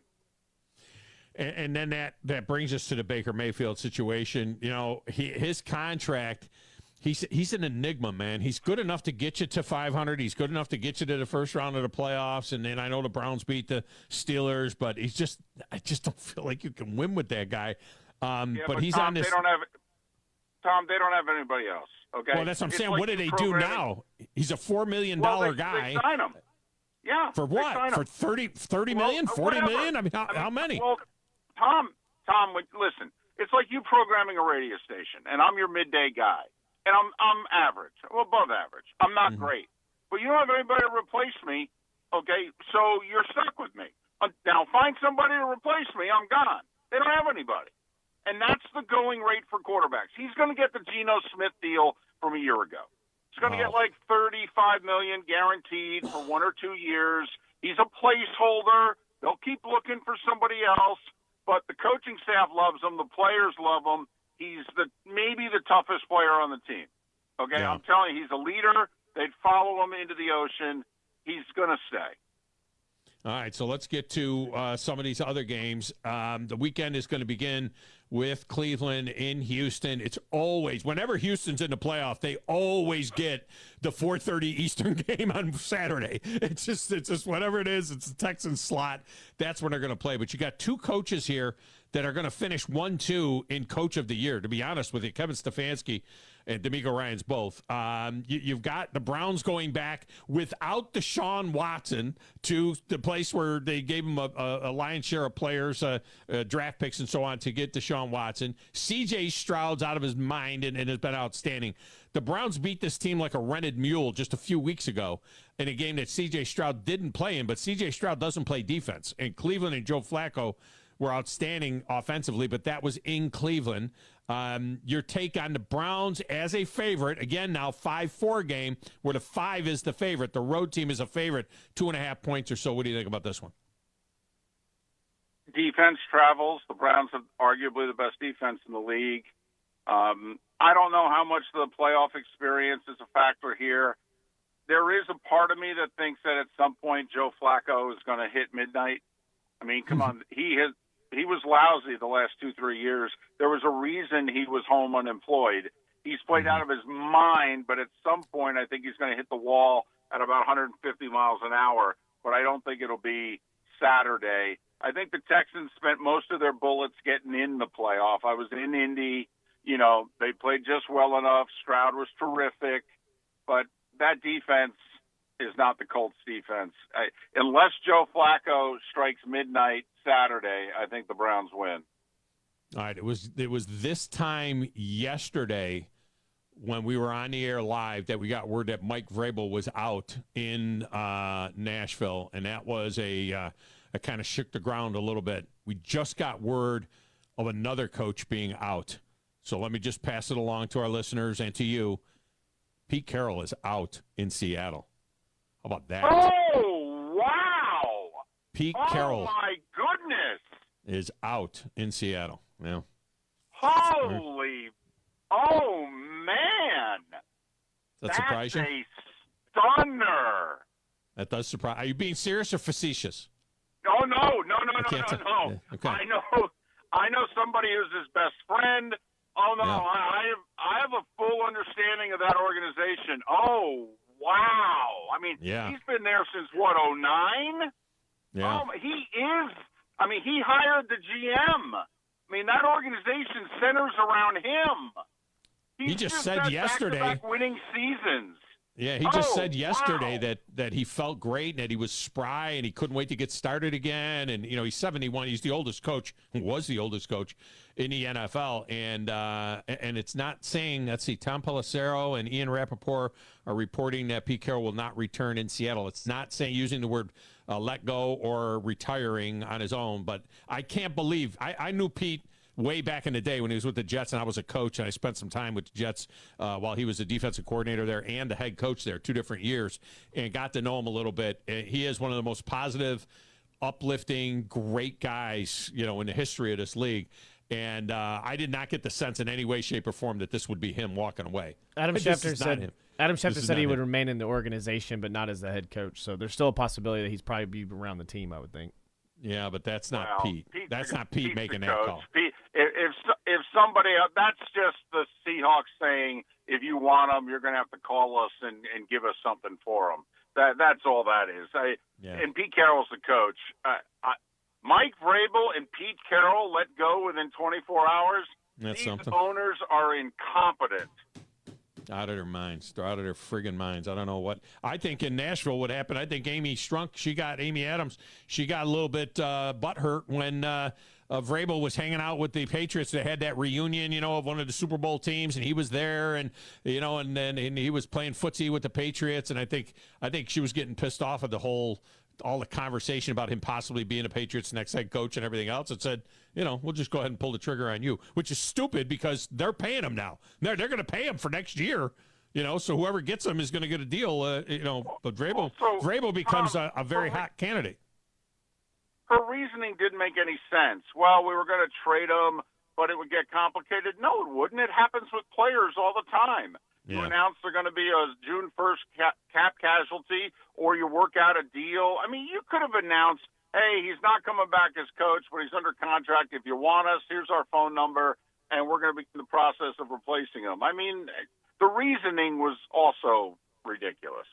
All right, so we break news there with David Moulton. I thought he was being facetious. I thought he was like, "Oh, come on, Tom." We knew that was happening. My So goodness. serious, an honest reaction we get from David Moulton on the Pete Carroll firing. I mean, I don't know what to call it. I mean, he's just out. That's all I know. He won his last 3 games of the year. He's just at back-to-back winning seasons. When you thought they would suck. When they were supposed to be, you looked at that team, post Russell Wilson, and didn't it look like they were going to be a 4-13 team and be drafting in the first 5 picks? And somehow he takes Geno Smith and is a playoff contender. I mean, it's crazy. Wow, that's nuts. Crazy. You think you're going to bring years. in somebody better? You think you're going to bring in somebody better than Pete Carroll? I mean, that's just ridiculous. Well, is any of this stuff a reaction to now Vrabel? Maybe, if you look at Vrabel, and if it's not going to be New England, if for some reason, now we got 2, if Belichick is going to leave New England, and everybody's waiting for the smoke to turn white on that deal, you got 2 70-plus-year-old coaches out there in Pete Carroll and Bill Belichick. That what organization would want to make any kind of a commitment to a guy that's 70, 71 years old? I mean, How about an organization that thinks they're really close to winning and they've got a 2-3 year window, because Bill and Pete also have a 2 to 3 year window? I mean, first off, Chad's favorite team. Okay, listen, put one of those guys in Atlanta, okay, and go get Kirk Cousins and tell me how they do. After careful consideration for the best interest of the franchise, we have amicably agreed to split with Pete Carroll, who will stay in the organization as an advisor. Yeah. There you go. That's for what about that's an what it hour said. and a half until we can trade him somewhere for a second-round pick. Until somebody takes him. All right. You want to go through these games quickly? Yeah. I am upset about this Miami Kansas City thing, more so than being on Peacock. I mean, that's bad enough, but I got Peacock, so it doesn't affect me. But having said that, they're playing a daytime game in a dome. They know that it's going to be 2 below zero in Kansas City. How much does this league care about people? At least during the day, it'll be 12 degrees and sunny. They're going to put these people in that stadium, 0 degrees, playing a night game between the Dolphins and the Chiefs, when the daytime game is indoors. Well, what the hell are they doing? Why would they do something like that and make that game at night? Chad, I have a very simple question. This whole NFL playoffs thing, what is it again? It's a TV show, Tom! They don't care about anything else! Apparently not. They wanted to give Peacock a good game that people will buy so they can get the $110 million back. And that's another thing. $110 million. Wait a minute. This is a $15 billion a year endeavor. The NFL. There's 32 teams, 32 ownership, right? So they're getting $110 million. They got to whack that up amongst the 32 or whatever. What is each team making off of this thing? $4 or $5 million for Peacock? You're telling me these owners need that? I mean, $3 or $4 million, does that really mean that much that they got to play this game on Peacock and make people pay $6 to see a game that's going to have commercials during the game anyway? Ridiculous. Tom, it's a test to see if people will buy it. My And dad if they can't do, find it. then My they'll do more of it. My father won't be able to find this freaking game. Everybody over 65 is going to have a hard time even knowing what a Peacock is and how they get it. I mean, it just put the game on a network. But fortunately, I know where your father lives, and there's a sports bar a mile down the street. He'll be fine. All right, Dolphins have any chance at all. Those of us that are Browns fans are looking for the Dolphins or the Steelers to win so that Cleveland could get a home game. But do the Dolphins have any chance at all of beating the Chiefs? They have a chance because the Chiefs are still flawed offensively, and Miami can run the ball, and Kansas City doesn't defend the run that well. But the problem is their coach will not commit to running the ball. If their coach will commit to running the ball 35 times, they actually have a chance. The other thing is, Tom, the Chiefs' turnover differential is like -11. Chiefs are not good with turnover differential, and they don't score a ton of points, and they can't defend the run all that well. So there's a path to victory. I just don't know if Miami's healthy enough or Mike McDaniel can put his ego aside enough to win. I'll pick the Chiefs. That quarterback from Hawaii through California to Alabama and then Miami is I don't know if he's ever felt 0 degrees before. He needs to turn around and hand that ball off as many times as he possibly could. The Steelers are in Pittsburgh. No J.J. Watt. This one, to me, if you're a money line guy, is the most obvious one of all of them. The Bills are very, very dangerous now in this playoff as they come in kind of hot. Bills in a walk over the Steelers. What do you think? The Steelers are like a roach. You just can't kill these people. Well, that's because they have a Hall of Fame coach, but they're 1-10 without T.J. Watt in recent years, and it's difficult to imagine they were going to have to win this game with their defense shutting down Buffalo, forcing a couple Josh Allen turnovers, and without their best player on defense. Does anybody think Mason Rudolph is going to go into Orchard Park and outgun Josh Allen? Just don't see it. Don't know if Buffalo can cover the 10, but they're going to win. Can the Packers hang with the Cowboys? Another great storyline. You know, the Mike McCarthy storyline. This is sports eye candy. These teams have played 8 times in the playoff, 4-4. Packers won the first 2 and the last 2. The Cowboys won the middle 4 of this deal. But can the Packers hang in this game here and put a scare into the Cowboys? And if the Packers were to upset them as a 9-point or 7-point dog, is there any chance that Mike McCarthy could be in trouble? Back-to-back 12-win seasons and then getting dumped in the first round if that was what were to happen here. It's actually 3 straight 12-win seasons for McCarthy. But no, if he loses in the first round for the second time in 3 years at home, I think Dan Quinn's the new coach of the Cowboys. Only shot for Green Bay. Get Jordan Love really comfortable really early. Like the last week when C.J. Stroud threw the 75-yard bomb on the first play for a touchdown, I mean, literally, Green Bay's got to do something really early because that pass rush and those aggressive corners will probably overwhelm that offense if they don't strike early. And the great storyline in Detroit is, of course, Matt Stafford going back there to try and win his first playoff game in Detroit as a Ram. And so there's a juicy storyline there. The Rams are sneaky good, coming in hot at 10-7 as well.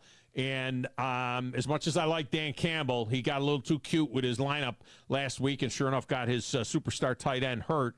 And if he plays at all, he's not going to be 100%, that's for sure. Do the Rams go in there and upset the Lions, or do the Lions get it rolling? I think this is a bad matchup for the Lions, and I like them, and I'm rooting for them, but their secondary is not good, and they've got 2 wide receivers, the Rams do, and they can't cover either one. They got a 1,300-yard rusher. They got a borderline Hall of Fame quarterback who's won a Super Bowl. I think that the Rams are going to score points. The one big advantage Detroit has a kicker and the Rams don't. So the Rams kicking game could come back to bite them in this one, but I think the Rams are going to upset the Lions. By the way, most expensive secondary market wild card ticket ever. Lions haven't hosted a playoff game in 30 years. Right now, if you wanted to get in Ford Field, it would cost you a minimum of $600. Wow. That's absolutely crazy. All right, as always, David Moulton, a tremendous job. David, I appreciate you. We're going to hang on to you through the playoffs and into the Super Bowl as well. Enjoy your short trip across the state over there to Tampa. That was you called that, by the way, didn't you? You said Tampa. Well, yeah. And I'll call the next round. I think we get Baltimore, so it could be your Browns against the Ravens. Yeah, if it goes chalk, it would be Browns and Ravens. And if there is a team that has harassed the Ravens, even in Baltimore, as they did this year, it is Cleveland. I mean, that is a team that, for some reason, way, shape, or form, has figured out how to defend Lamar Jackson. And I don't think Baltimore wants any part of seeing the Browns showing up there next week. I really don't. But well, just get there. Just get there is right. Just get there is right. No kicker for Cleveland. No Dustin Hopkins, which is going to hey, that's a game that could come down to a kick. And some dude wearing number 36 is a kicker for Cleveland. So I don't know about that, but we'll see what happens. All right, David, always a pleasure, man. Great stuff. All right, be good, Tom. Once again, it's a TV show. When you want to get worked up about college and pro football, just remember it's not sports. It's a TV show. I just put those. And you know I'm right. You know I'm right. putting those fans in that building at 0 degrees at middle of the night in Kansas City is just, that's actionable. They better you watch. Somebody's going to sue the league. Somebody's going to get frostbite. Somebody's going to get bad, hurt, sick, or something, and they're going to sue the league because the wind is going to be howling. It's going to be 2 below. It's going to feel like 30 below, and the league's going to go ha ha ha. The game's on Peacock, and they don't care.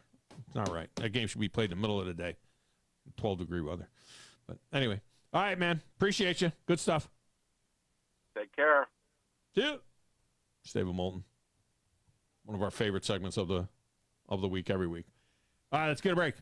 When we come back, phone lines are open the rest of the day. The rest of the show, you want to weigh in, you can weigh in. It'll be a short segment when we return, and then we'll stretch things out a little bit. But your lines are open now, 256-5764, 97.7 on 97.7 ESPN, The Zone.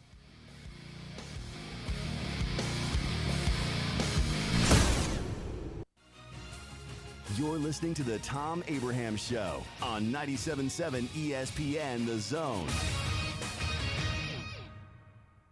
This is Brent Musburger's VSiN Action Update on 97.7 ESPN The Zone. Unlike other credit cards that decline sports betting transactions or treat them as a cash advance, the G-Bank Visa Signature Card can load directly to your favorite sportsbook apps. G.bank/VSiN.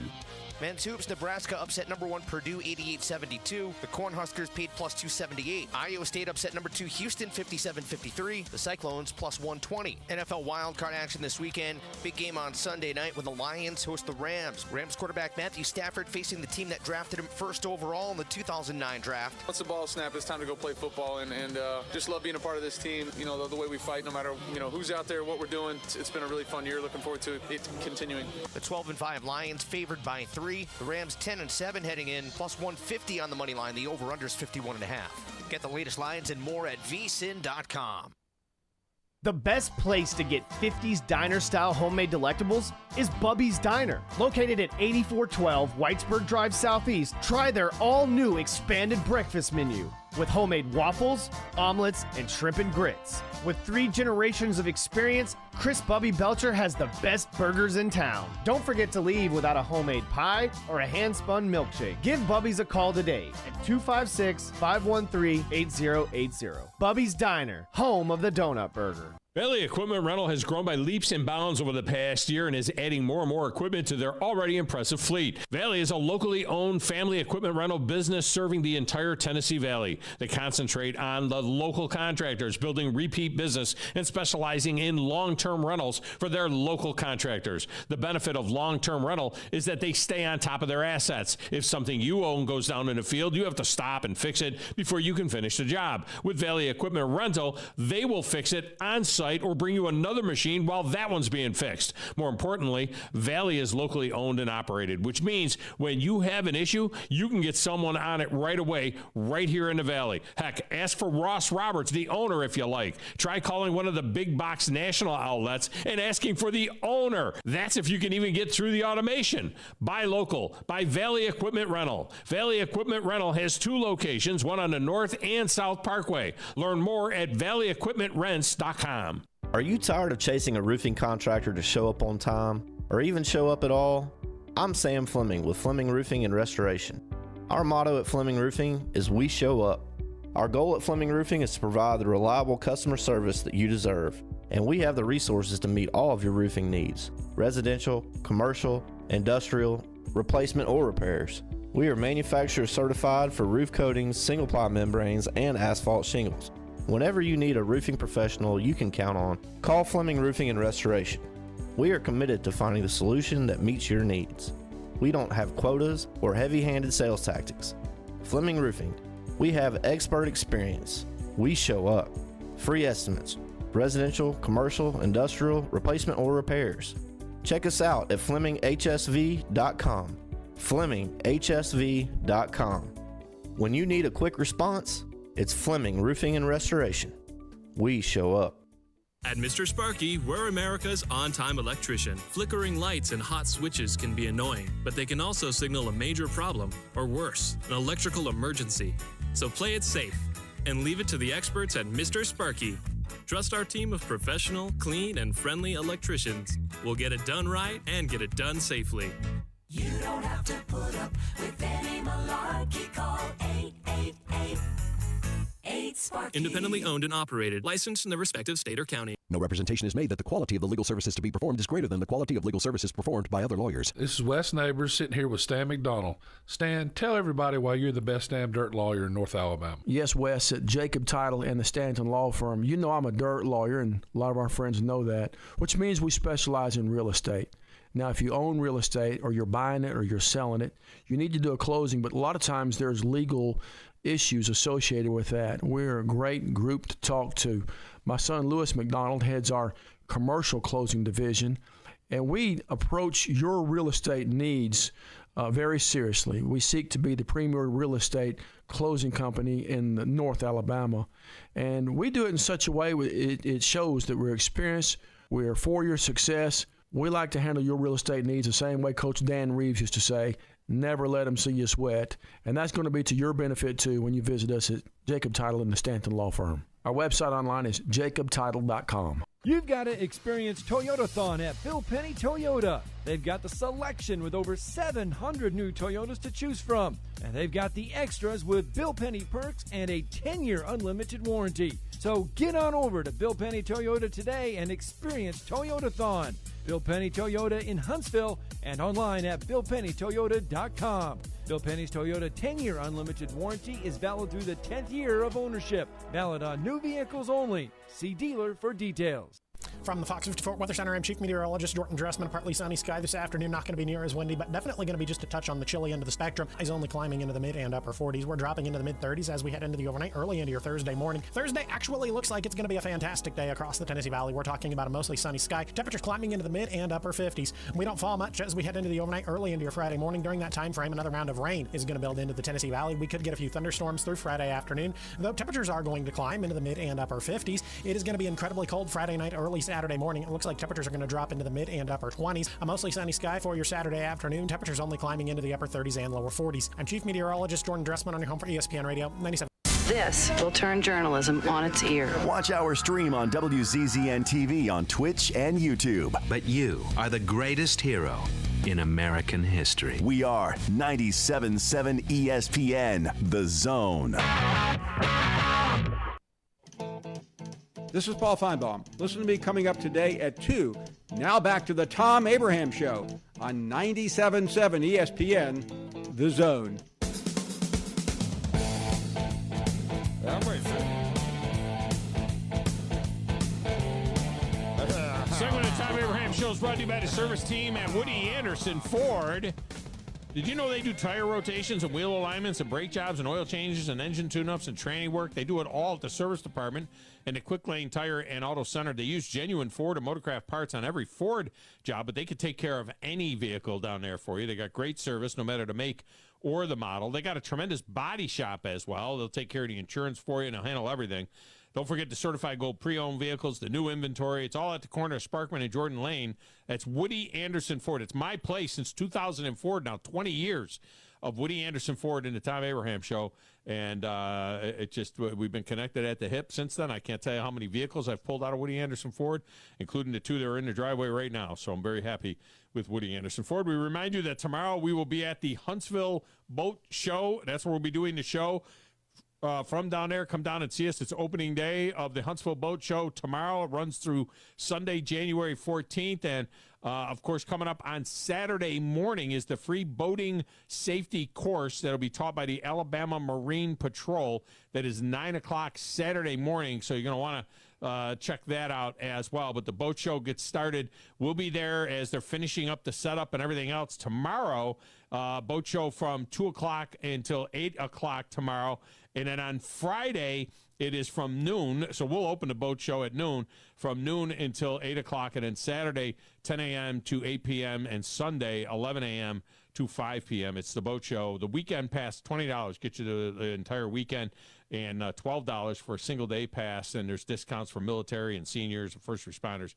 Get it down to $10. It's incredible. Down to senior Thursday half-price ticket just for Thursday. All right, if you wanted to go down there Thursday after the show, $6. $6. $6. Children's tickets are just $5. So check it out. It's the Huntsville Boat Show down at the VBC. And that'll be good stuff. I'm excited about being there. Text window, somebody says, what about Eric Bieniemy for Chicago? Of course, he's got history with Ryan Poles. He does have history with Ryan Poles. Ryan Poles was a scout in Chicago when Eric Bieniemy was the offensive coordinator there. And then Ryan Poles gets the general manager job at Chicago, and the first thing he's got to do is hire a head coach, and he doesn't interview Eric Bieniemy. So that is a little bit, they got history, but sometimes knowing somebody means you know something about somebody. I don't know. I thought, excuse me, I thought that was interesting that, you know, when Ryan Poles got the Bears job and they were looking to hire a coach, I thought, oh, there's Eric Bieniemy's job. He's going to take Eric Bieniemy with him. He didn't really even give him a sniff. So what does that tell you? I don't know. So I don't know if what will happen with Eric Bieniemy. Of course, that's one of the jobs that's open at Washington, and so who knows how that'll all go. I'm sure that Bieniemy will interview at a number of places. Of course, the Rooney Rule is out there. You've got to interview 2 minority coaches. So who knows, you know, what happens with that. And usually it ends up being the same 2 or 3 guys that end up getting interviewed at all these different places. And then they hire who they want to hire anyway. Minority or otherwise, shouldn't matter. Shouldn't matter what the person is. You're looking for the best coach for your particular program, whether it's a minority or a Martian, doesn't matter what it is. All right, let's go to the lines. Brandon is up. Brandon, welcome to the show. How are you? I'm doing pretty good. I was listening to you and Moulton talking about destinations buying games, and I really wished Omaha would go bankrupt. The fact that they have the baseball championship there every year, yeah, I don't know if you could have a less lackluster location. Like you're wanting Alabama and Auburn to come up to Toyota Field. Hell, I'd like for them to come to over here to I call it the TED, come over here to Braves Stadium. You've seen how firsthand how nice the Braves setup can be when you get all the bells and whistles. Yeah, but the Omaha has nothing on that. Well, have you been there? That stadium, they say that facility is really beautiful, and that thing is sold out every year. So Omaha may be like nothing, but it is in the middle of the country. It's got a tradition there and a history there. And it is, you know, I mean, it's not like you could put any more people in the stadium. They get 30,000 for every game there. Yeah, but where is it cheaper to fly to, Omaha or Atlanta? It might get lost in Atlanta, though. You know what I mean? Omaha, it's the biggest thing of the year every year. In Atlanta, it's just a thing. You know what I mean? It's not, you know, Atlanta, that's a professional sports town. I don't know that Atlanta would be, I don't know that, you know, someplace like that would be a good fit for something like that.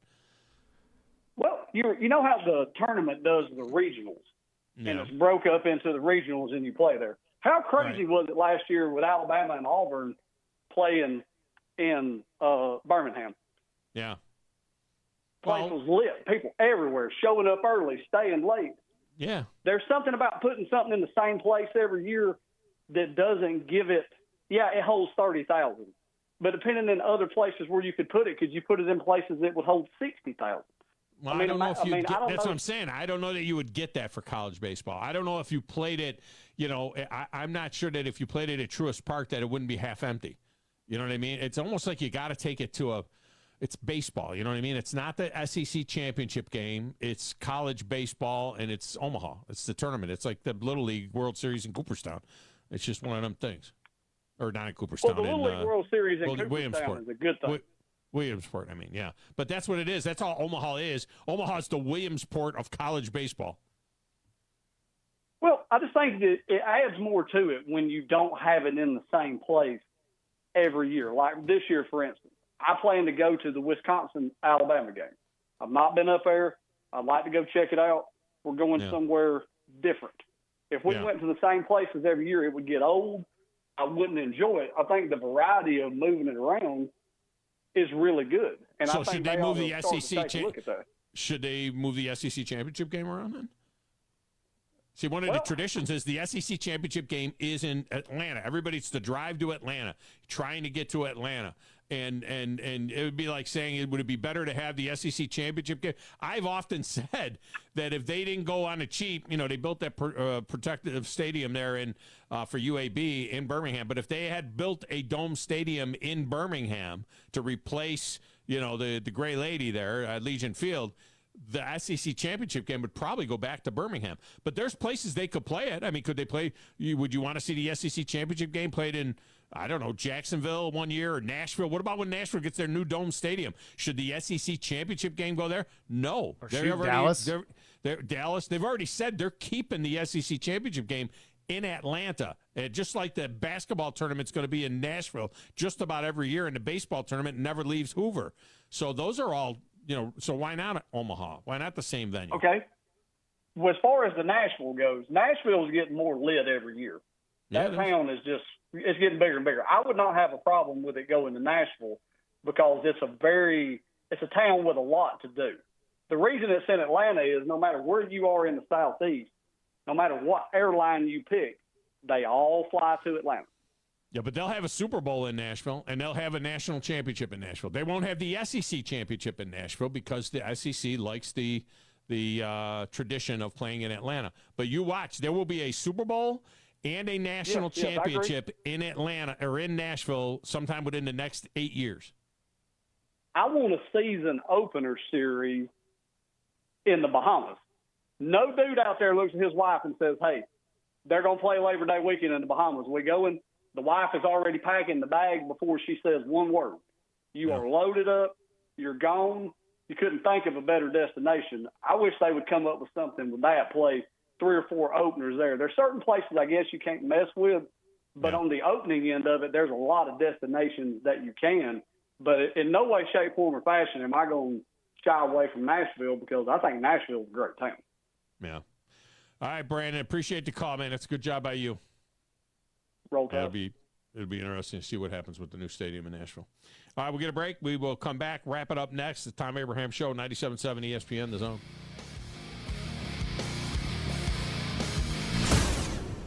Orthopedics. You're thinking bones, muscles, and joints, right? Well, what else comes to mind? Maybe your spine, therapy, or an arm cast? What about sports medicine? What do you think about when you hear that? Are you thinking about the largest orthopedic group in the state, caring for the most student athletes in North Alabama? Or about the fact that they are teamed up with the state's largest hospital-based sports medicine program to provide care to more schools in North Alabama than any other group? If you are, you have TOC Sports and Huntsville Hospital Sports Center on the brain. If you're not, you should, because Huntsville Hospital Sports Center and TOC Sports have partnered for more than 2 decades to establish a state-of-the-art team of certified athletic trainers and orthopedic specialists who successfully continue to meet and exceed the sports medicine needs of schools, athletes, coaches, and parents in our community. Committing to kids, committing to community, committing to care. That's Huntsville Hospital Sports Center and TOC Sports. Specializing in simple and affordable rentals, McCurry Van and Car Rental can make sure you have just the right vehicle for your next family vacation, weekend getaway, or if you just need transportation while your vehicle is being repaired. McCurry carries Ford Transit vans and Mercedes Sprinter vans, trucks and work vans, and more. And they offer discounted rental rates for long-term rentals. Now with 4 locations: Athens, Muscle Shoals, Coleman, and Huntsville. Log on McCurryRentals.com to make your reservation now. That's McCurryRentals.com. Football season and Bad Daddy's Burger Bar. The perfect combination of good times and great food. This season, score big with one of our chef-inspired expressions of pure burger amazingness. Our delicious burgers are made with premium Angus beef, and you can pair it with one of our signature cocktails or a cold craft beer from our huge selection. Bad Daddy's Burger Bar on the Parkway in Huntsville and our new location at Cliff Farm, Highway 72 in Madison. The all-new Huntsville Boat Show returns to the Von Braun Center January 11th through the 14th, and I'll be broadcasting the Thom Abraham Show live from there at lunchtime on the 11th and 12th. The Huntsville Boat Show is an exciting time for all boat enthusiasts as it allows buyers to save thousands of dollars on the purchase of a new boat or just shop many brands for your future purchase. Plus, many other retailers will be on hand as well for all things water. So plan to be at the Huntsville Boat Show at the VBC January 11th through 14th. See you there. These days, saving time is important, and saving money is even more so. That's where Eagle Masonry and Insulation comes in. Over the years, Eagle has expanded their services to meet the needs of folks like you in our area. Taking care of your property yourself can be a real headache. Eagle can handle it for you. They offer full landscaping services, irrigation, mowing, bush hog, and can install plants and trees, sod, and even landscape borders. Call Eagle Masonry and Insulation today at 256-755-1556. Eagle saves you time, and Eagle saves you money. What's holding you back from learning the language you've always wanted to know? Too hard. Takes too long. Not with Babbel. Babbel's lessons take just 15 minutes a day. 15 minutes isn't long. Nope, and they're fun. So you don't realize you're learning a language, but you are. In 3 weeks, you're able to start having conversations. And Babbel's lessons are built around real life. And with Babbel, it isn't hard. It's perfect. Start learning a new language today. Go to Babbel.com. That's Babbel.com. You know, this process is all about talking ball. Listen to Talkin' Ball with Scott Tyson and Drew DeArmond. What did they want privacy for? To just start talking ball. Every weekday morning, wake up with Scott and Drew. It's Talkin' Ball. 97.7 ESPN, The Zone.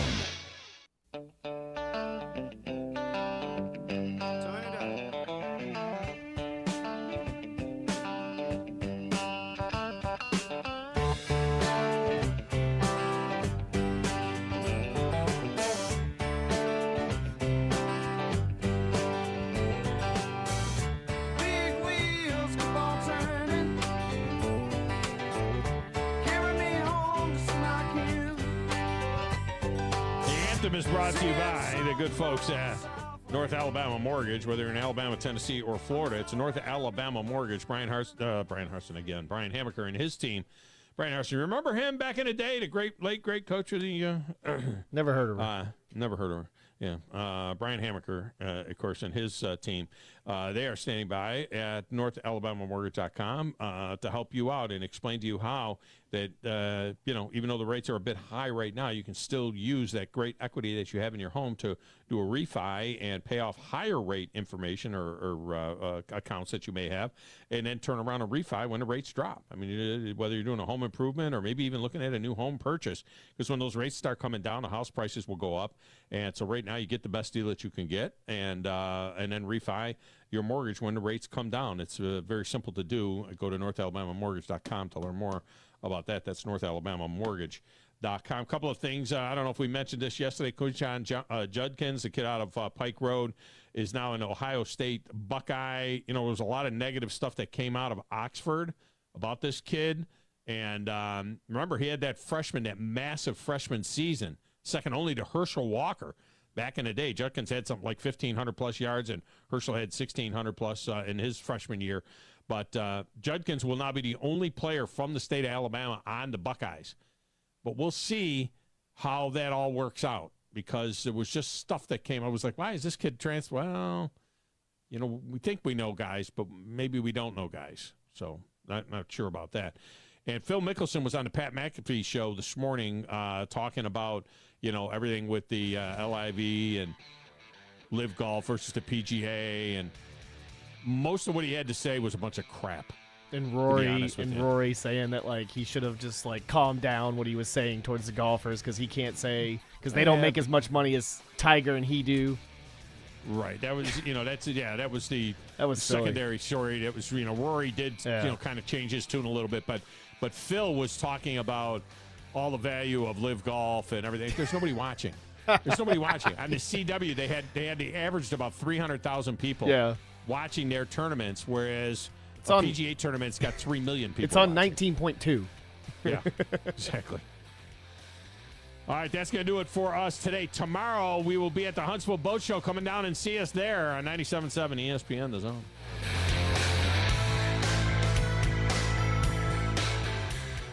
When I chose a garage door company, I did my homework. I needed Precision Overhead Garage Door Service. They have a 5-star Google rating. I checked their reviews and liked what their customers had to say. Precision Overhead Garage Door has lifetime warranty packages. Same-day service if I call before 2 p.m. If they can't make it the same day, my service call fee the next day is waived. They did a